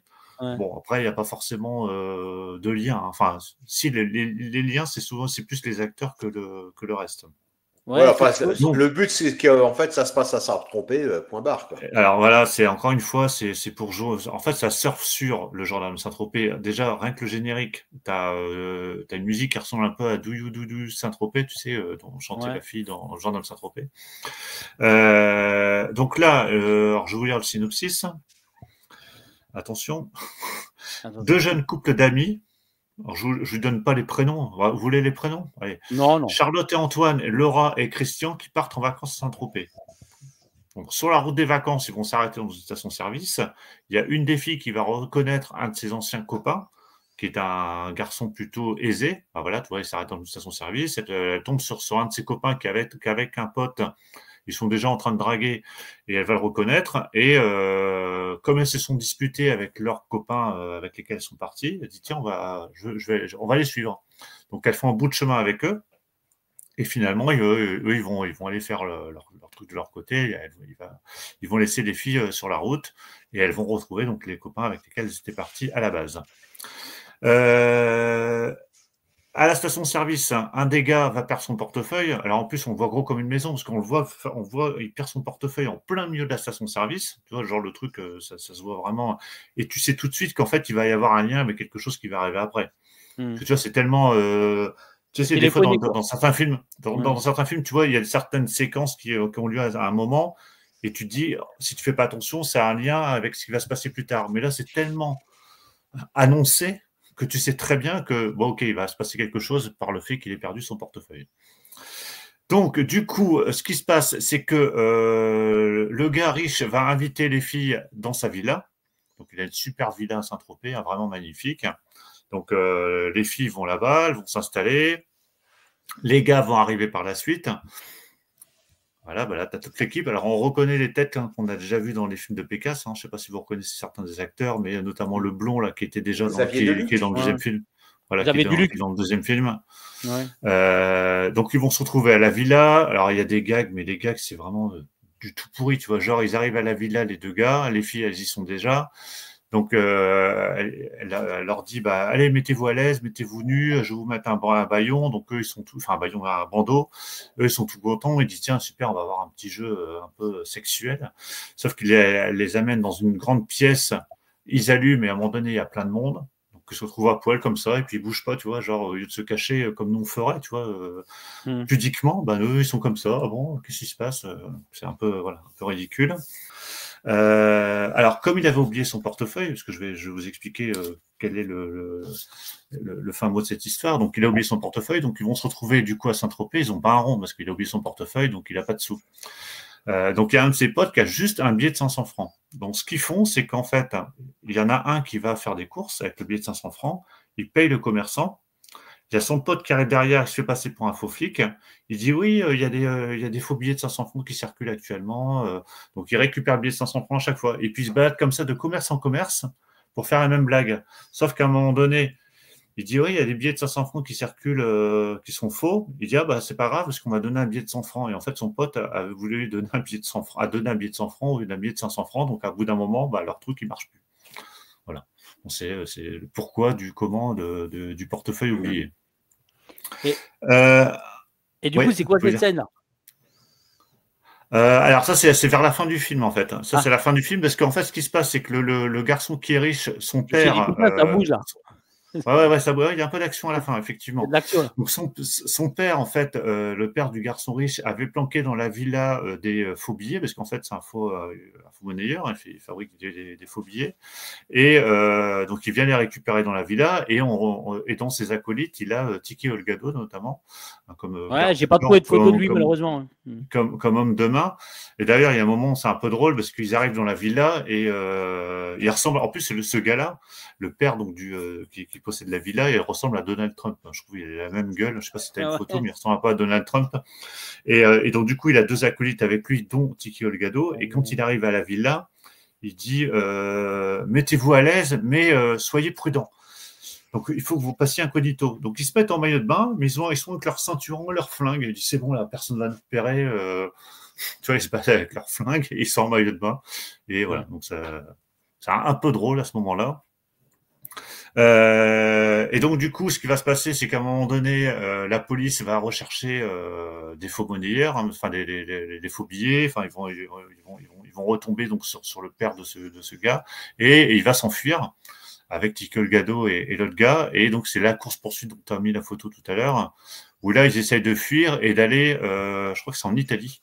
Ouais, c'est ça, je crois qu'ils essaient de fuir en Italie. Donc, il y a une course-poursuite, mais la course-poursuite, elle est encore une fois ridicule, parce qu'à un moment donné, alors déjà, ils tirent sans arrêt dans la bagnole. Bon, ça, c'est un peu un truc classique, c'est-à-dire qu'il n'y a aucun impact sur la voiture. Et à un moment donné, ils sont vraiment cul à cul, quoi. Ils sont juste derrière. Et la séquence suivante, bah, ils sont à 15 km.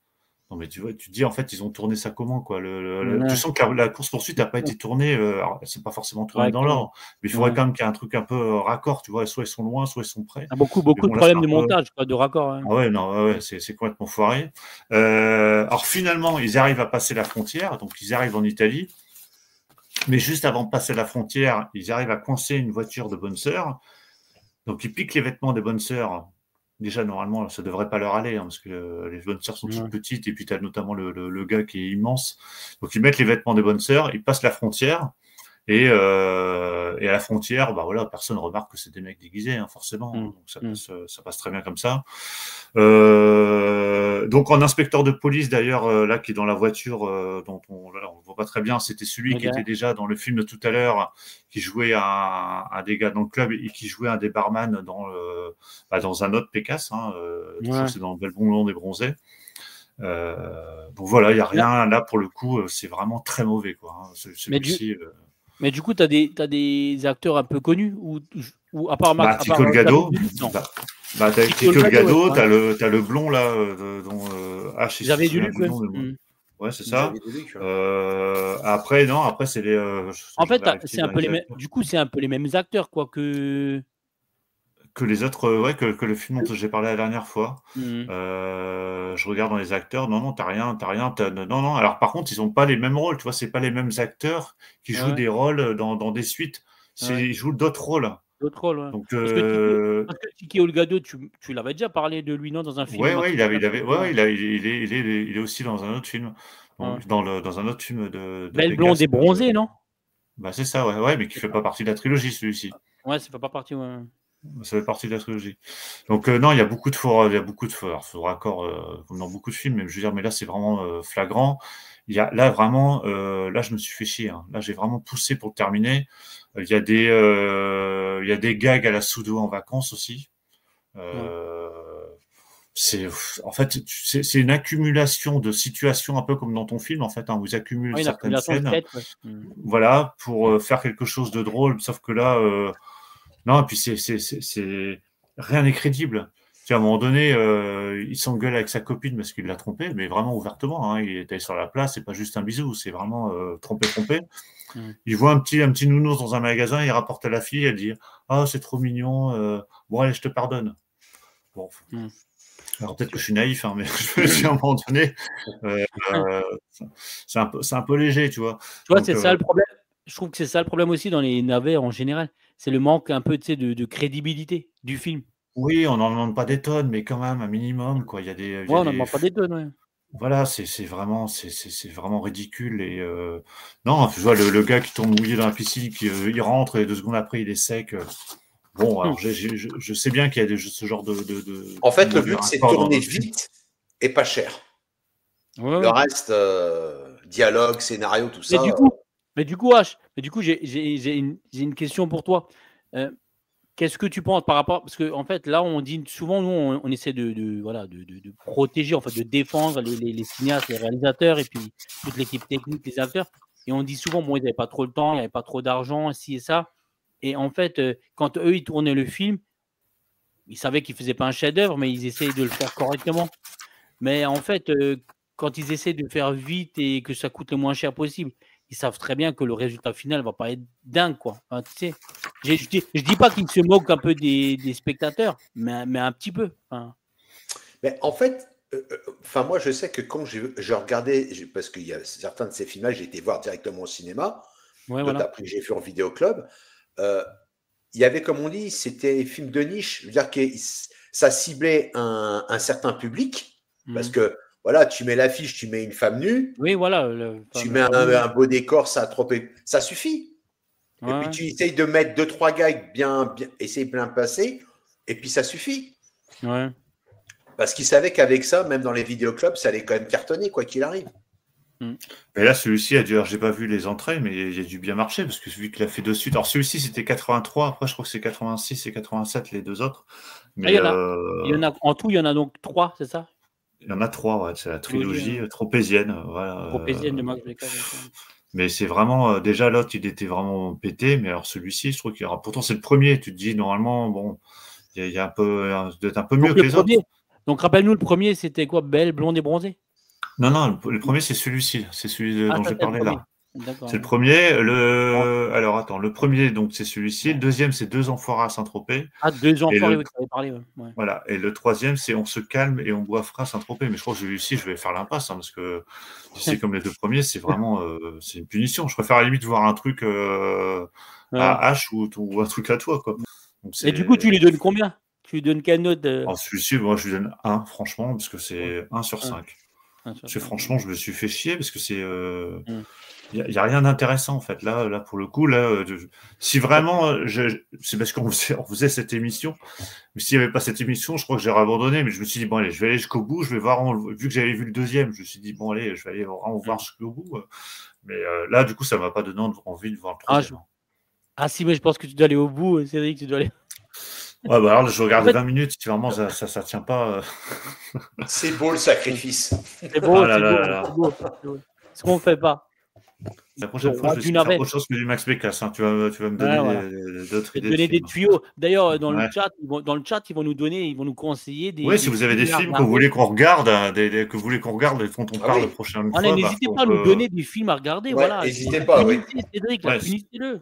Voilà. Si on les trouve, punissez-le, tu as arrêté, oui. Mais après, il faut qu'on puisse les trouver aussi. Faut qu'on puisse. Bien sûr, ouais. Bon, après, tu as des films, des fois, des navets disponibles même sur YouTube. Donc, ouais, c'est vrai que j'ai pas cherché sur YouTube, effectivement. Ouais. Bon, on va passer au dernier film de la soirée, au deuxième de H. H, là, tu nous as mis un film plus récent.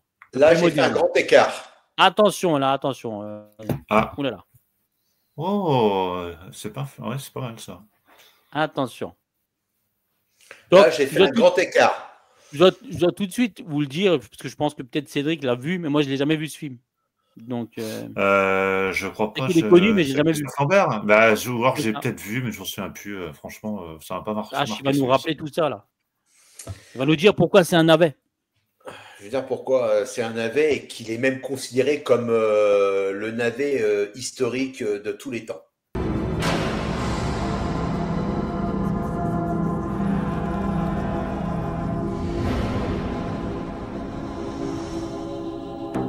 Je l'ai vu au cinéma, j'étais Il est sorti en quelle année? En 2001. 2001, ouais. Voilà. J'étais hyper hypé parce que bon, il y avait eu Braveheart en 95. Ouais. Et donc en 2000, Gladiator. Donc c'était la période. Oh purée. Tout Si ce tu qui les était compares, péplum si tu historique. compares à ces deux. Oui, mais tu vas savoir pourquoi. Parce Ouais. que ça rejoint. En fait, donc, Vercingétorix est sorti en 2001, réalisé par Jacques Dorfman. Voilà. Jacques Dorfman que vous aviez à gauche ici, ouais. Voilà, donc qui était un producteur célèbre parce qu'il a produit Le Cercle Rouge, L'Armée des Ombres, La Guerre du Feu, Les Saints de Glace. Enfin, il a vraiment de très très bons films. Voilà. Christophe Lambert, on a Inès Sartre, on a Max von Sydow, Klaus Maria Brandauer et on a Bernard-Pierre Donadieu. Ah, Voilà, il était pour dedans, casting. c'est lui, d'accord. Voilà. Et on a aussi, voilà, donc Klaus Maria Brandauer qui joue le rôle de César. Ah, c'est lui qui était le méchant dans Jamais plus jamais, c'est ça? C'est ça. Après, Exactement, ouais. nous chauffe pas sur James Bond, c'est Voilà. attention. Qui jouait le Non, rôle mais de bon, Largo. j'ai mes références. Ce qui est assez marrant, le petit clin d'œil, parce qu'il joue le rôle de Largo et t'as Max von Sydow qui joue le rôle de Blofeld. Ouais. Malheureusement, j'ai pas de photo là, je crois, de Max. Attends, Alors, le synopsis, ça se passe en l'an 58 avant Jésus-Christ. Jules César envahit la Gaule. Voilà. Et tu as donc les chefs de tribus qui vont se réunir. Et tu as le chef de tribu des Avernes qui, lui, refuse de se soumettre à Jules César et va donc se faire tuer par ses frères. Voilà, sous les yeux de son jeune fille, Vercingétorix. Donc celui-ci, après, va être confié au druide, joué par Max von Sydow. Alors, à gauche, là, je viens de voir... Voilà, alors c'est Vincent Moscato. Voilà. Voilà, genre putain, la vache. Alors, il faut savoir une chose quand même, pour te dire. Je n'ai même pas vu quand j'ai vu la film. Un Gaulois avec l'accent du Sud, c'est quelque chose. Nous voulons Vercingétorix comme chef. Mais bon, ça va. Mais ça va, il parle pas trop. Il parle pas trop de temps, donc ça va. Ouais. Et donc après, voilà, donc il est remis il est confié au druide. Et après, le druide va le confier à une druidesse guerrière qui va lui apprendre la magie et l'épée. Voilà. Et, après, et donc ça, c'est Inès Sastre. Ça, c'est Inès Sastre qui est son amour de jeunesse. Ah, d'accord. Quand ils étaient enfants. Et donc, elle va rester dans la tribu. Comme lui, il va être obligé de partir vu qu'on a tué son père. Et donc, il reviendra des années plus tard, donc pour pouvoir la reconquérir. Et de là, il va revenir dans le village après pour se venger de la mort de son père, donc tuer un de ses oncles. Donc voilà. Alors, tu peux voir la merveilleuse chevelure de Christophe Lambert. Ouais. Voilà. Alors, par la suite, il va rencontrer César, avec qui il va sympathiser. Et César va lui donner pour mission de combattre pour lui. Donc, il va y avoir une première bataille en Gergovie que Vercingétorix va gagner. Voilà. Et il va se rendre compte par la suite que César joue un double jeu. Et comme son père par le passé, va faire face à Jules César et va refuser de se soumettre et va donc le combattre à la fameuse bataille d'Alésia, où tout le monde le sait, Vercingétorix perdra et rendra les armes à César. Mais du coup, dis-moi, parce que là, vu le scénario du film, vu l'argent, vu le casting, qu'est-ce qu'il fait dans les navets là? Alors, en fait, lui, c'est vraiment un cas d'école. Mais bon, il y a différentes choses. c'est au niveau de la production. Alors, c'est vrai que le projet était prometteur sur le papier parce que tu avais un budget de 15 millions d'euros. Donc, pour l'époque, c'était quand même pas mal. Bon, on est loin des plus de 60 millions, 70 millions, je crois, pour Braveheart. Mais pour une production française, c'était déjà pas mal. France, voilà, on est en France. Voilà, voilà. c'était déjà pas mal.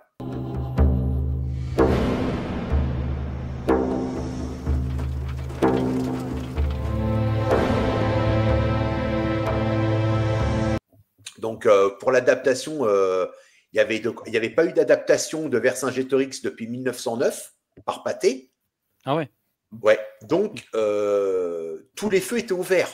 Tu vois, un héros historique français, tout ça, il avait de quoi faire. Le souci, ça a été au niveau de la production. Déjà, le film a été entièrement tourné en Bulgarie.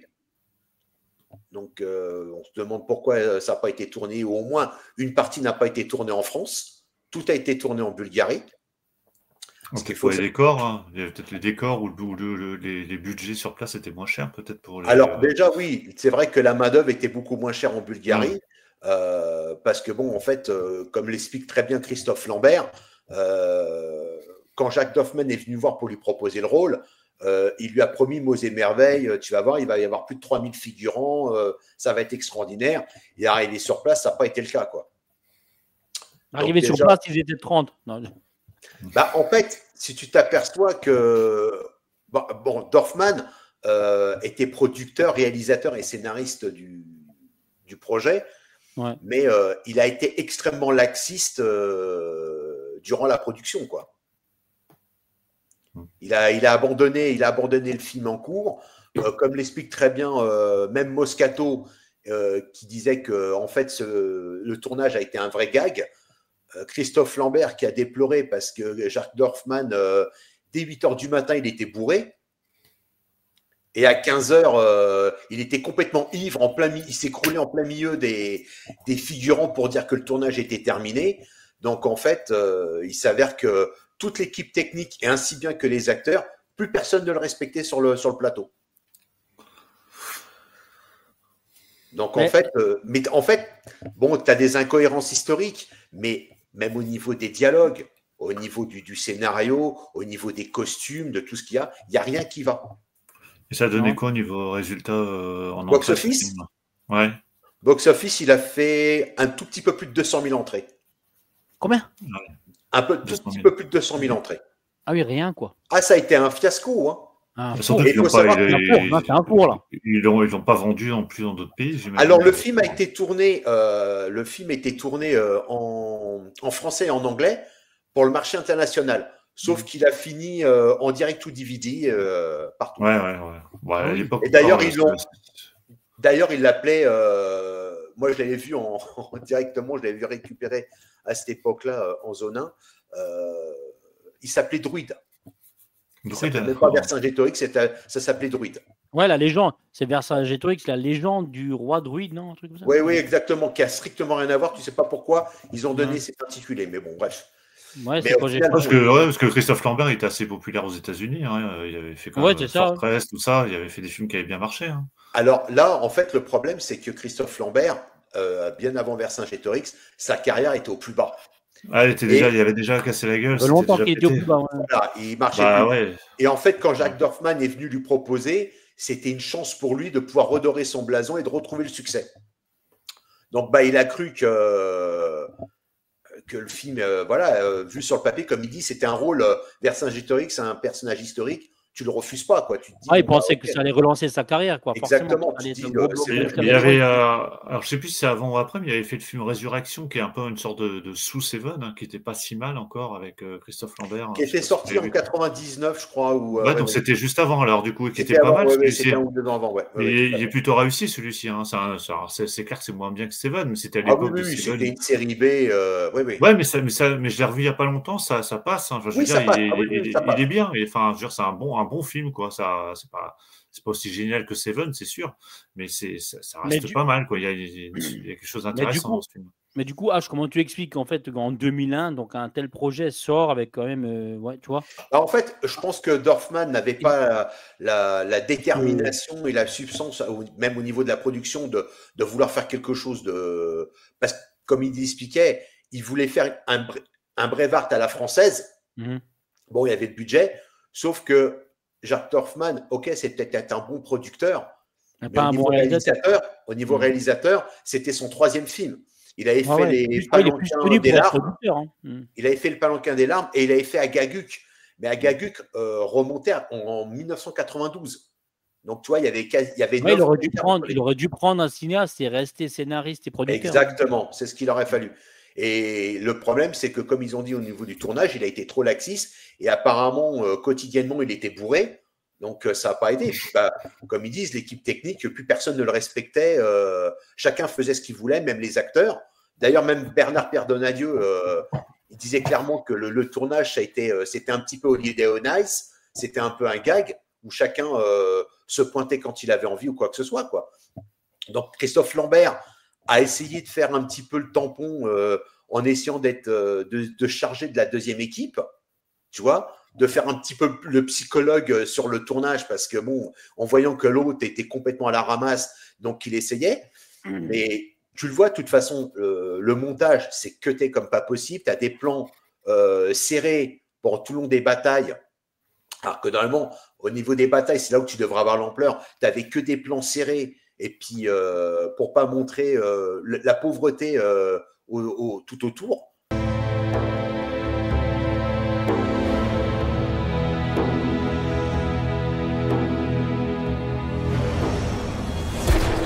Du coup, il n'y a rien d'épique, quoi. Il n'y a rien d'épique. Il n'y a rien d'épique, il n'y a rien.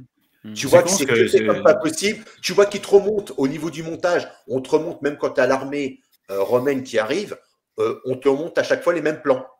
Tu vois, c'est les mêmes plans qui déroulent à chaque fois. Ils sont recyclés à chaque fois. Mais c'est con parce que l'affiche est pas mal, je trouve. Tu vois, même la tagline en dessous, elle est plutôt bien, quoi. Enfin, tout exactement. Non, mais l'affiche, ce qui a marqué en dessous, le la tagline en dessous, c'est l'envie, quoi. Le projet, l'année. Ah, mais c'était un projet, c'était prometteur parce que c'est vrai que sur le papier, ils avaient un bon budget, ils avaient une bonne histoire, ils avaient vraiment de quoi faire. Et puis, comme c'était la bonne période, Braveheart, Gladiator, c'est pour ça que je rejoins ça, parce qu'en fait, ils se sont dit, c'est le bon moment pour sortir. Ouais, c'est la mode. C'est la mode. C'est ça, c'est la mode des films. Sauf que Dorfman, il a complètement tout foiré de A jusqu'à Z.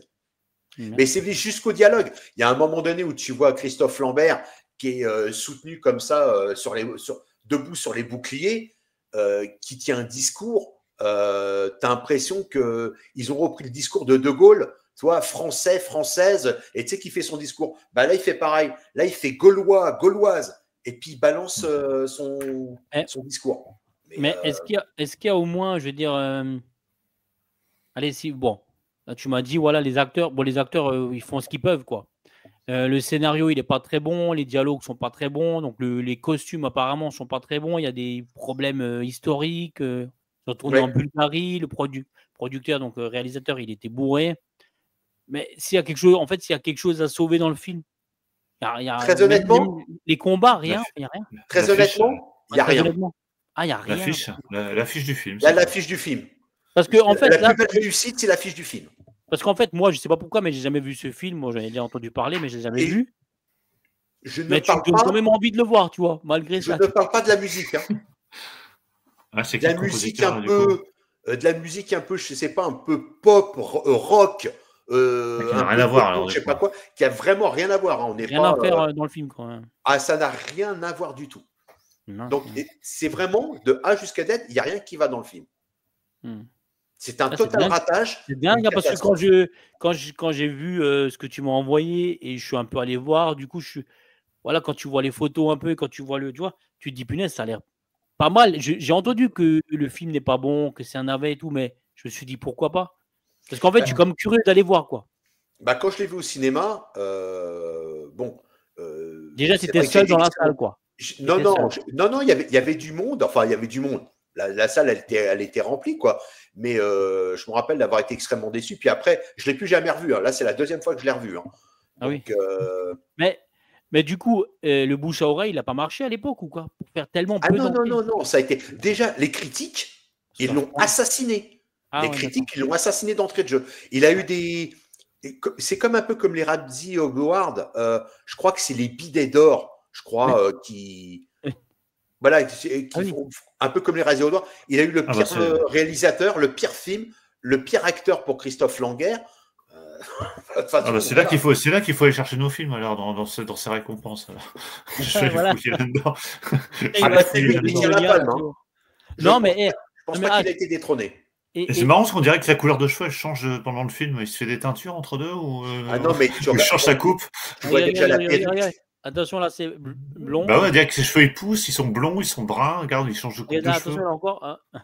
Ah, tu vois, il change de perruque à chaque fois, en fait. Mais dis-moi, H, quand même, lui-même, il disait quoi, en fait?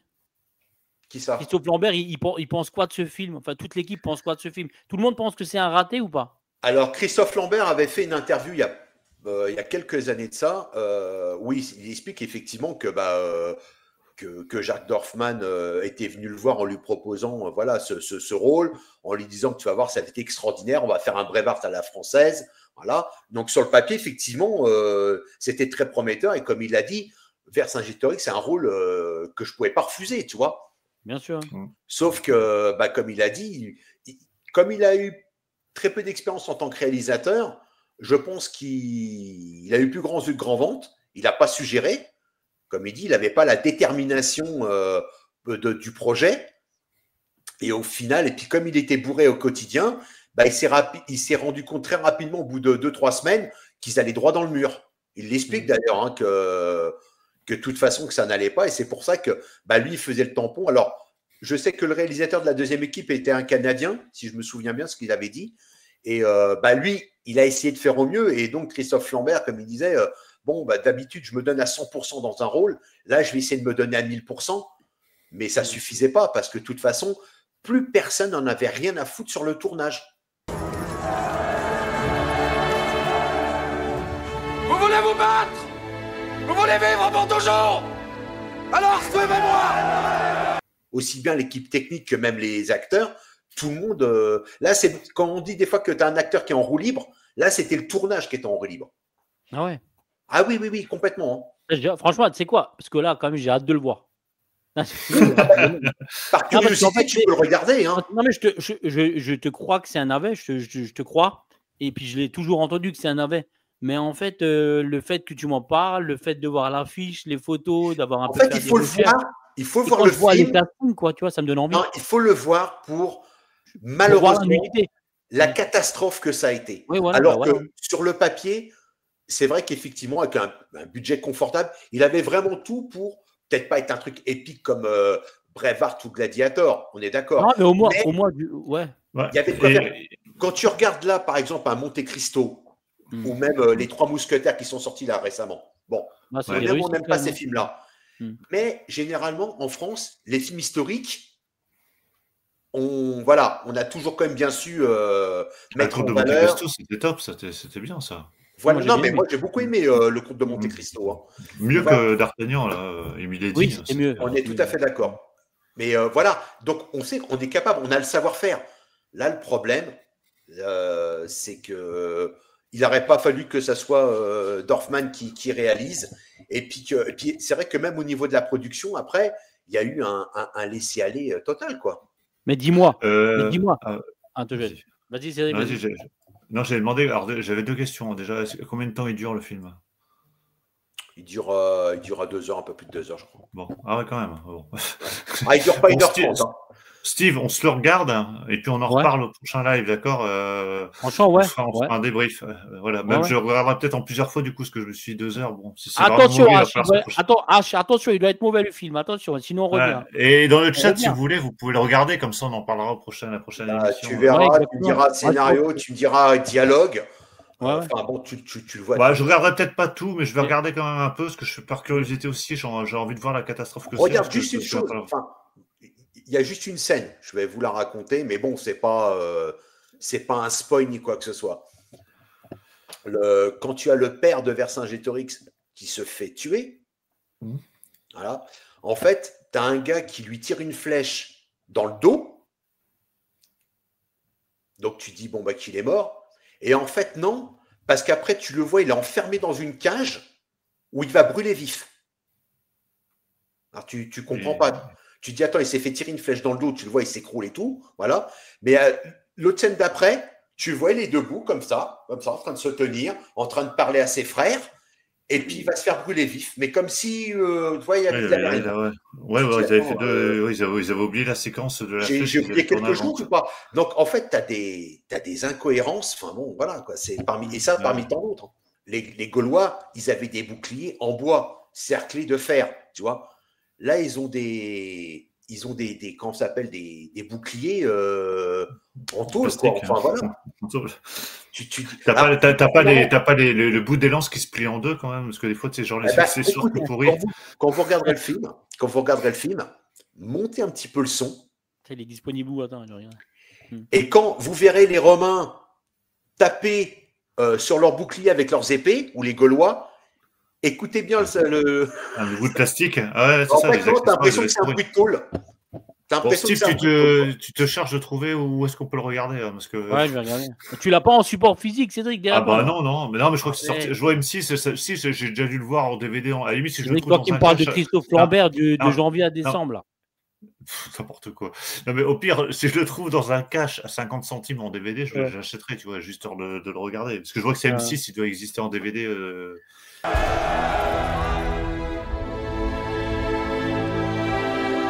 J'ai maintenant un ennemi.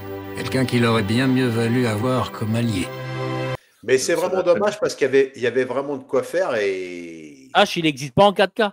Non, je rigole.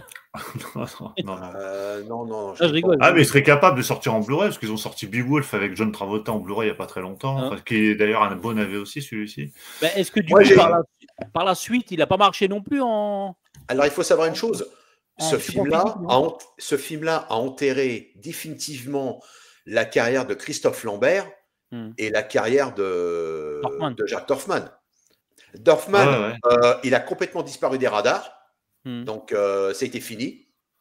Et Christophe Lambert, en fait, ça a terminé sa carrière de retrouver le succès, quoi. Ça l'a définitivement enterré. C'était sa chance de pouvoir renouer avec le succès. Malheureusement... Ouais, ce que je suis en train de regarder dans un film de Christophe Lambert, bah, tu vois, Résurrection, c'était en 2000. Voilà. Et après, en 2000, il a fait aussi Highlander Endgame, qui était aussi déjà une catastrophe. Et après, c'est vrai qu'il a direct au DVD, celui-là aussi, ouais. Et Vercingétorix. Et après, c'est vrai qu'il a fait des films, je regarde Janice et John, peut-être. Non, mais après, c'est vrai que c'est que des trucs Ghost Rider. Pas très connu après, quand même. C'est pas... Il y avait... il y a que des mais là, je pensais que tu allais me dire, tu sais, qu'il a fait, moi, je sais pas, 500 000 entrées, 800 000 ou tout, enfin. Ah non, il a fait un tout petit peu plus de 200 000 entrées.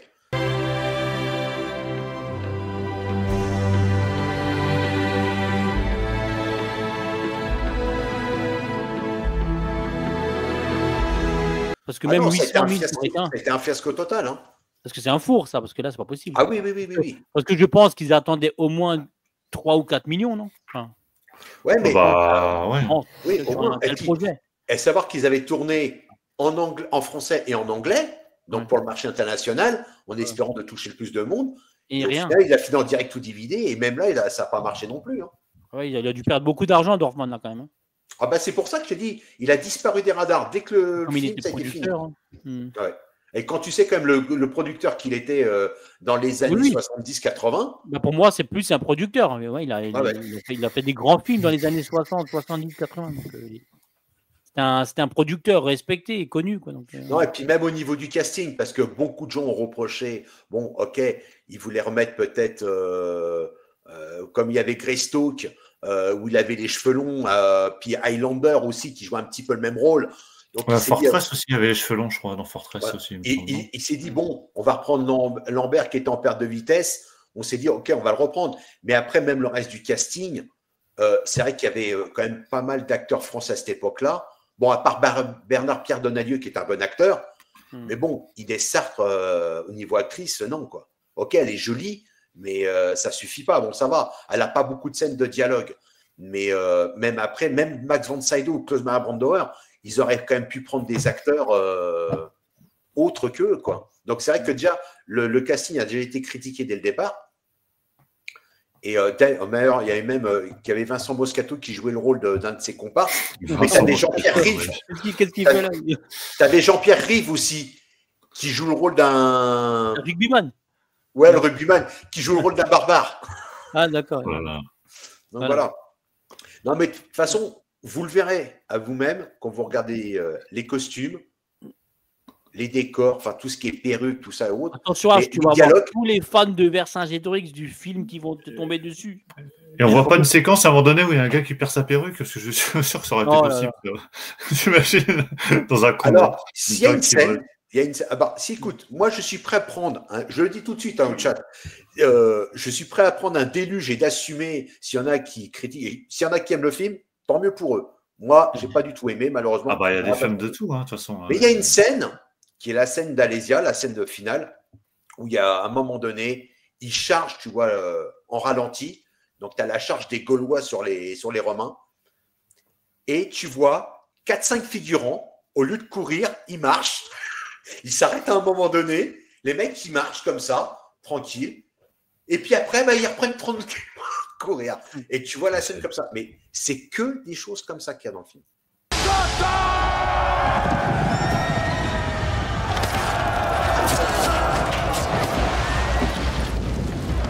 C'est étonnant que ça passe au montage, ce genre de choses. Parce que... Ouais, ça se voit. Hein, tu n'as pas besoin de mettre sur pause. Hein, ça se voit. C'est bizarre parce que du coup, tu as l'impression que Dorfman, en fait, bon, il a raté sa mise en scène et il n'aurait pas dû être réalisateur de ce film. Mais je trouve qu'en fait, ouais, je pense qu'il a démotivé tout le monde, quoi. Déjà, en plus, même au niveau de l'histoire, ils se sont mis à 4. Hein. Quand tu te mets à 4 à écrire un scénario, c'est jamais bon. 4 scénaristes pour écrire un film, c'est jamais bon. Donc, à partir de là... Enfin bon, du coup, tu lui mets quelle note, là? Honnêtement 0. Non. Attends. 0. 0,5. Je vais être gentil, je vais lui mettre... Allez, je lui mets 1. Voilà. Mais vraiment, 1. Je ne verrai même pas... des sous. Je mettrais 1, voire même 0,5, tu vois. Ah ouais. Mais ça ne mérite pas plus. Malheureusement, c'est ça qui est regrettable. C'est pas de dire, ouais, c'est un film de merde. C'est dommage parce qu'il avait du potentiel. Il y avait vraiment. C'est décevant. Voilà. C'était vraiment prometteur. C'était vraiment un projet qui pouvait. C'est pour ça qu'on est peut-être encore plus strict dans un projet où tu as. Ah oui, tu as 15 millions. Là. Voilà, c'est sur ça que tu dis, quand tu sais que tu regardes un film comme Les Vacanciers ou. Tu sais le budget, tu sais à quoi t'attendre. Tu sais que tu ne vas pas faire un super film. Moins dur, ouais. Voilà. Mais là, quand tu sais qu'il y a quand même un budget confortable, tu as des bons acteurs, en plus, des acteurs internationaux, quoi. Tu dis l'histoire, elle est, tu dis, ouais, quand même, Vercingétorix, c'est un personnage historique français, voilà, il y a de quoi faire. Et que tu vois ça au final, tu te dis, mais d'un, tu te demandes où est passé l'argent, et puis deux, ouais, que le tournage a été du grand n'importe quoi. Et en fait, tout ça, c'est retranscrit devant toi. Tu regardes au niveau que ce soit le montage, tout ce qu'il y a, les décors et autres, tu vois, la façon de filmer, tu vois, il n'y a rien à sauver, malheureusement. Écoute, comme dit, on va le regarder avec Cédric pour le prochain numéro et on va en débriefer, on va en parler un petit peu. J'attends votre retour, savoir même le chat, s'ils l'ont vu. Le chat, pareil, s'ils l'ont vu, je pense qu'il y en a beaucoup quand même qui l'ont vu dans le chat, qui vont mettre un avis. Mais c'est une bonne idée, ça, finalement, de. C'est pour ça que je voulais faire sur les navets qu'on se conseille. Ouais, et puis là, j'avais envie parce que c'est vrai que je prends toujours des films de la même période. Là, je voulais revoir parce que j'avais un ami qui m'a prêté donc le DVD. Je lui ai même dit, mais t'as pas honte d'avoir encore ça chez toi? Non. Mais bon, mais ça va devenir collector. Voilà, grâce à lui, voilà, j'ai pu le revoir. Et puis là, je me suis dit, voilà, tu vas te faire un grand écart entre un film des années 70 et puis là, un film des années 2000. Et voilà. Mais en fait, lui, c'est particulier parce que c'est pas un navet en soi. Ça ne devait pas être un navet en soi. Bon, les mecs, on est arrivé au bout de cette émission.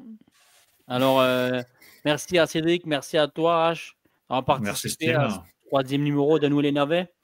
Et comme l'a dit Cédric, donc c'est vrai que c'est une bonne idée. On va pouvoir débriefer un petit peu et se conseiller des navets, essayer d'en regarder certains qui nous donnent envie et de laisser une petite case de libre au début. C'est vrai pour débriefer de certains films, comme là, par exemple, Les Diplômés du dernier rang que vous pouvez revoir sur MyCanal. Ouais. Vercingétorix, on va essayer de trouver ça. Hein. On a le temps. C'est une émission mensuelle, je le répète, c'est une émission mensuelle qui sort chaque second mardi du mois. Donc voilà, comme ça, vous le savez. Et merci à vous dans le chat d'avoir participé. Et comme dit, N'hésitez pas à nous conseiller vos navets à vous, comme ça on en sélectionnera pour un prochain numéro. Oui, Vous avez vraiment envie de nous faire voir des films et voilà. Dans le chat ou vous nous les envoyez après en privé si vous préférez. En commentaire hein, ou en si privé. vous avez nos. Et puis n'hésitez pas à nous envoyer le retour des films qu'on a parlé. Si certains les ont vus et de savoir ce qu'ils en pensent, c'est bien aussi. C'est ça. Tout à fait. Et voilà, nous on se retrouve très vite dans la caverne du ciné. Et en attendant, portez-vous bien et vive le mauvais cinéma. Bye tout le monde. Merci à tous. Ciao. Bonne soirée. Au revoir. Ciao. Ciao.